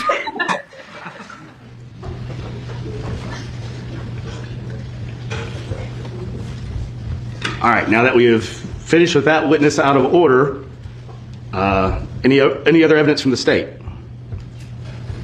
No, Your Honor, this time state rests. All right. State rests. So, and Mr. Ray, Mr. Weaver, we have something to take outside the presence of the jury. Yes, sir. Based upon that, I expect that'll take some time, but anyway. So now this will become more apparent. What I'm going to do at this point, instead of sending y'all back out for another 30 to 45 minutes and then bringing y'all back in at 4:30, I'm going to dismiss y'all for the day. All right? Now, I'm trying to give y'all as much information as I can based upon the information as I have. At this point, we're ahead of where I told you I thought we were going to be last week. So it's looking more like we may wrap up next week instead of going into Monday. I still don't, that's not a guarantee, but it's looking more like that. The lawyers and I still have to do what we call a charge conference, where we discuss the instructions that I'm going to give you. I've also told the lawyers that I'm going to give them a full day to prepare for closing. So, but it's looking more like we may wrap up Tuesday, Wednesday, and may close Thursday. And if that's the case, then we won't take Friday off and y'all can deliberate Thursday, Friday, etc. All right, so with that, again, we're at a very critical juncture in the trial. Y'all may have now discovered some issues about this case being on the internet. So please do not talk to anyone about the case at all or let anyone know that you're on the jury. All right? With that, y'all can be excused for the day. We will see y'all Monday morning. What you talking about, Judge? What do you mean? Leave your notepads either in your chairs or take them into jury. Someone have a question? Yes, probably. Yeah. Yes, normal time for everything. If I think we're going to need some extra time on one of the days, then we may not do lunch. Just depends on how it works out. But y'all will know in the morning.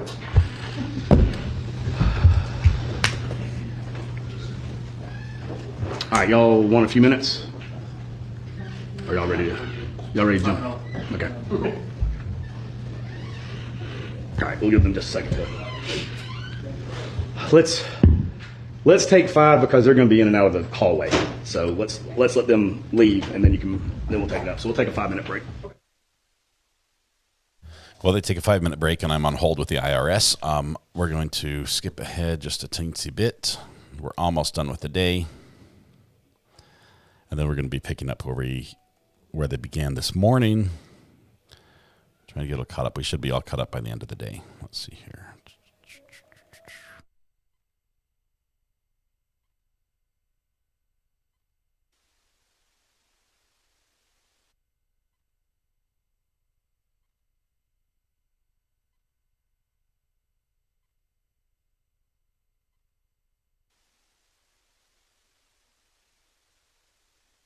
All right, just one more moment here. Yes, the IRS sent me a nasty letter saying, hey, you owe us money, and now you owe us like 52 cents interest. I have the receipt where I paid them months ago for this. Judge, pursuant to 1791, where there is no conflict in the evidence, and the evidence introduced with all reasonable deductions and inferences therefrom shall be deemed a verdict of acquittal or not guilty as the entire offense or some particular offense count.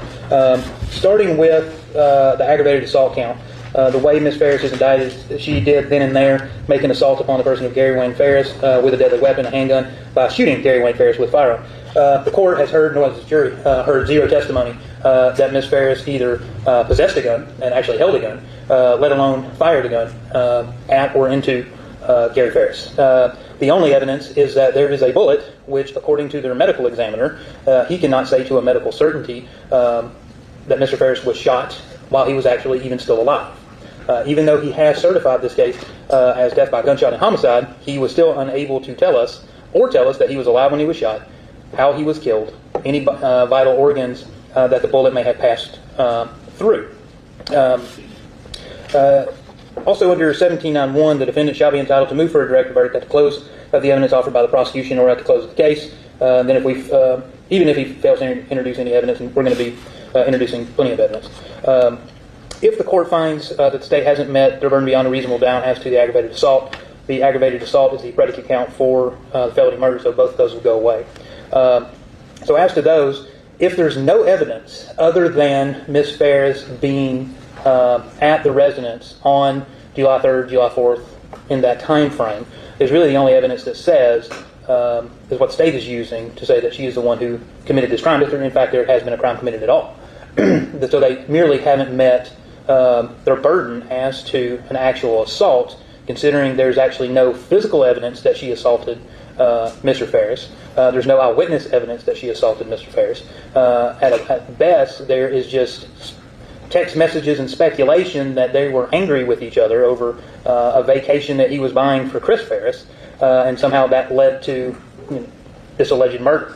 But going back to just aggravated assault itself, they still haven't produced anything, even of where did she point a gun to him at, how, what time, I mean, really even what day. And so for that, I think the count 3 should be a directed verdict. And if the court grants as to count 3, then count 2 goes with it. Concealing the death of another is much like the aggravated assault count by discarding and burning the body of Gary Wayne Ferris. I don't think there's any doubt that Mr. Ferris was burned. It is his body on the burn pile. However, there is zero evidence that Ms. Ferris put his body on the burn pile. There is no witness that says that she put him on the burn pile. In fact, everyone that has testified, they're trying to make any windows that the tractor was used, but there's no DNA in the bucket. There's no DNA on the back of the tractor. That the RTV was used. There's no DNA in the bed of the RTV that is linked to Mr. Ferris. The only DNA on the tractor is on the step getting into the driver's seat of the tractor. Nowhere associated with the bucket on the tractor. So yet again, there's no evidence that she is the one who burned Mr. Ferris's body or transported him there to be burned. Going to the malice murder count, did cause the death of Gary Wayne Ferris, a human being, by shooting Gary Wayne Ferris with a firearm. You get to the same thing. There's zero evidence that she shot him. They have put forward some, in my opinion, credibility issue witnesses saying that, coming out of the woodwork now, about how she got a gun. You got Scott saying that he saw a gun, and now 6 years later, Jen is saying she saw a gun, and 6 years later, Chris is saying he saw a gun. All different types of guns, all different looking guns, but nobody can put a gun actually in Miss Ferris's hand, in her possession, or under her control. Going back to the medical examiner, while he did certify it again as homicide and calls by gunshot, when I asked him very directly, you can't say to a medical certainty that he was alive when he was shot. And he said, I cannot. So if you cannot tell me that the man was alive when the bullet entered his body, you cannot say that the cause of death was a homicide. Or that he died, the cause being a gunshot. Because you're literally saying he died from a gunshot wound, then at the same time saying, well, I can't actually say he was alive when he was shot. They're just two completely contradictory things. I can sit up here and basically argue it all day. But for those reasons, we don't feel that the state has met their burden beyond a reasonable doubt to allow this case to go to the jury, at least as to the malice murder, felony murder, aggravated assault, and concealing the death of another. I won't be arguing about making a false statement. We'll be making those arguments and close regarding that. But I don't think, I'm assuming what the court's most likely going to do is say, well, there's circumstantial evidence of all these things. But I would say that there is not circumstantial. There's circumstantial evidence she is there. And mere suspicion is not enough, and the court will charge the jury on that if we get to that point, that is not enough. That does not reach reasonable doubt. You have to have more than just suspicion. We have to have more than speculation and innuendo and people talking over text messages. There actually has to be some evidence. Regarding, I assume the state's going to get up and say, well, there's evidence of a violent crime in a house. No, there's not. The only evidence in the house is 2 drops of Gary's blood that were sent to the crime lab, and there is evidence to support that Gary might have been bleeding from a dog bite around that time. There's also evidence of Melody's finger bleeding, and there's also evidence of Scott being bitten by the rat snake, all around the same point in time. So there is no evidence of any type of violent crime going on. And for those reasons, Judge, we'd ask you to direct the verdict, not guilty, as to counts 1, 2, 3, and 4. Ms. Frankish, you're going to argue? Just briefly, Judge, probably not as lengthy as Mr. Ray, just under 17.91 when the court is authorized to direct a verdict of acquittal. The court does so when there is no conflict in the evidence, and the evidence introduced with all reasonable deductions and inferences therefrom shall demand a verdict of acquittal. That's not the case here, Judge. I won't run through all the evidence, but as far as the evidence that has been presented for the past 3 weeks, there are a number of reasonable deductions and inferences from which the jury can find a guilty verdict in this case, and it's not the court's duty under a directed verdict motion to find that the state has proven their case beyond a reasonable doubt. That is the jury's job, but here it is just the court's duty is to would only demand an acquittal if there was no conflict in the evidence. And here we have many issues that can go to the jury. As Mr. Ray even stated, he has already deemed credibility issues with people. That right there is a reason for it to go to the jury.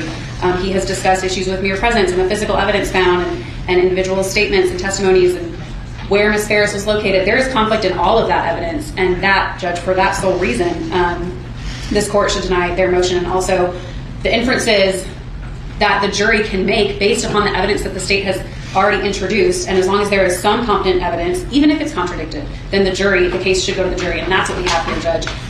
So I ask that you deny their motion for directed verdict on the counts. Anything else, Mr. Ray? I'll tell you this. If you direct a verdict of acquittal as to counts 1 through 4, now, 9 o'clock Monday morning, we'll rest. As much as that might be that was funny, a relief to myself and the jury, that's not the basis for one. All right. Although the evidence presented may be circumstantial, the test isn't whether I determine it's beyond a reasonable doubt. That's the province of the jury. It's based upon evidence most favorable to the state's presentation that a jury could find the defendant guilty beyond a reasonable doubt, and whether there's sufficient evidence to present that's been presented to the jury for the case to proceed. And I'll find that the state has met that standard. So I'll deny the motion for directed verdict. All right. Anything else for us to take up today? All right. Timeline-wise, y'all are looking Tuesday? I think so. What our plan right now, I plan to have a majority of our witnesses here Monday morning at 9. The first few will be relatively quick. Then I think we'll get in some of the longer ones. I don't know how long that day's going to go for our experts because they're flying in. I'm telling them to be here Tuesday morning. So if we bleed over into Tuesday, that'll be perfectly fine. But tell your experts to be here Tuesday morning. Judge, they have one expert we try to contact all their witnesses before trial just to see what they're going to say, things like that. Everybody does. One of their experts, a firearms expert, if they do call him, when I talked to him, and I think he told y'all this, I didn't know if he was going to be called as a witness, and I still think the privilege attaches it not to discuss with us, and I didn't want to go into things until I know that he's going to be called, because if he's not called, that's you want me to direct him to be here at 8:30? So I just need a time to meet with him, that's all. He's a super nice guy, he's straight up, I just need a time to meet with him. If y'all can have your experts here at 8:30. We were going to talk today over the weekend about his name Brian Leopard, about him testifying. If we make that decision, I'll shoot Mr. Bogus a text and have him here. I was also hoping, I know this has been a long trial, and I travel from Rome every day, so I was hoping maybe we can start a little bit. You give me... if we're going to wrap up on Tuesday, then we can... If you give me a little time, if I start meeting with him at like 9 one day. Right, that'll be fine. All right, so if y'all wrap... What I'm going to try to start doing, I've looked at y'all's jury charge requests. I'm going to start putting one together so that when we... if y'all rest on Tuesday, depending on how much time we have left, I would like to talk about the charge conference or talk about the charges when y'all rest, and hopefully I'll have a draft based upon what y'all have requested, and we can start that process. I've told y'all I'll give y'all a full day off, but it's looking more like we're going to close Thursday. That is, well, and I understand that is problematic, and I've had to deal with that over the years, and I like to let people get out of here But now with the time change, it's not as big. With the time change being later, it's less of a problem. But I still think if we get done on Tuesday, my plan would be to give y'all Wednesday off, do closing and charge on Thursday, and then we may let them go back and talk a little bit, but not hold them all day and go late Thursday, just because I know y'all have kids. But I will, if they really want to stay and work, but I expect they may want to, they got all day Friday, and then we'll see where it goes from there. The biggest issue will be if they want to review any of the digital evidence and us having to bring them back in here and present that. Maybe if we could, on the front end, let them know. That was one about, like, if you know a section of an interview that you want, let us know what part. We'll find it before we come in and do all this stuff. I had written a note to talk to y'all about, and so this is when I need to do that. Do y'all have a list of the exhibits? No, I'm banking that. As best we can. Again, we have till Tuesday. We'll have it for you. So let's get together a list of the exhibits, what the format of the exhibit is. Yes. So physical evidence, photographic evidence, document evidence, whether we have that in paper available for them or whether it's electronic only, and then have a list that we can give the jurors so that they can use for reference. Yes. We'll do that. I'll work on it. And then, because Ms. Harris is having to redact all of her extraction reports, all of those. I understand. So she's working on that, and then. And then we also have y'all want the jury view video as an exhibit? I would like it. Have you watched it? No, that's similar. I've seen it to y'all. Yes, I have it. Yeah, I reviewed it. I reviewed the raw footage yesterday, and then reviewed for broadcast video last night, and then I've copied and given that to both sides today. Yeah, that's fine. If they want to watch, I will tell them that is also available. Y'all may have, you also have the other views of it. But as best we did that in Chrysler Street was we put together an exhibit list. We'll work on just we got it. We've had some things come up. And we need to, I know, and we need to, we may need to go through, and then we got to go through everything that's on the tables and organize it and make sure we have it. But parties have talked, so if we've missed, we're going to send everything back in at the end. So if we've missed anything, it's clean. That'll be fine. I think maybe I missed a couple of raw things. That'll be fine. I understand. Y'all are. I'm sure Mr. Weaver. We're all eating an elephant here, one bite at a time. All right. Anything else? Y'all have 50 minutes to work on it right now. Yes. No. All right. Well, it's not going to show up when I start doing this, will it? No, they'll fill the 50. All right. With that, we'll be in recess for the day. See y'all Monday morning.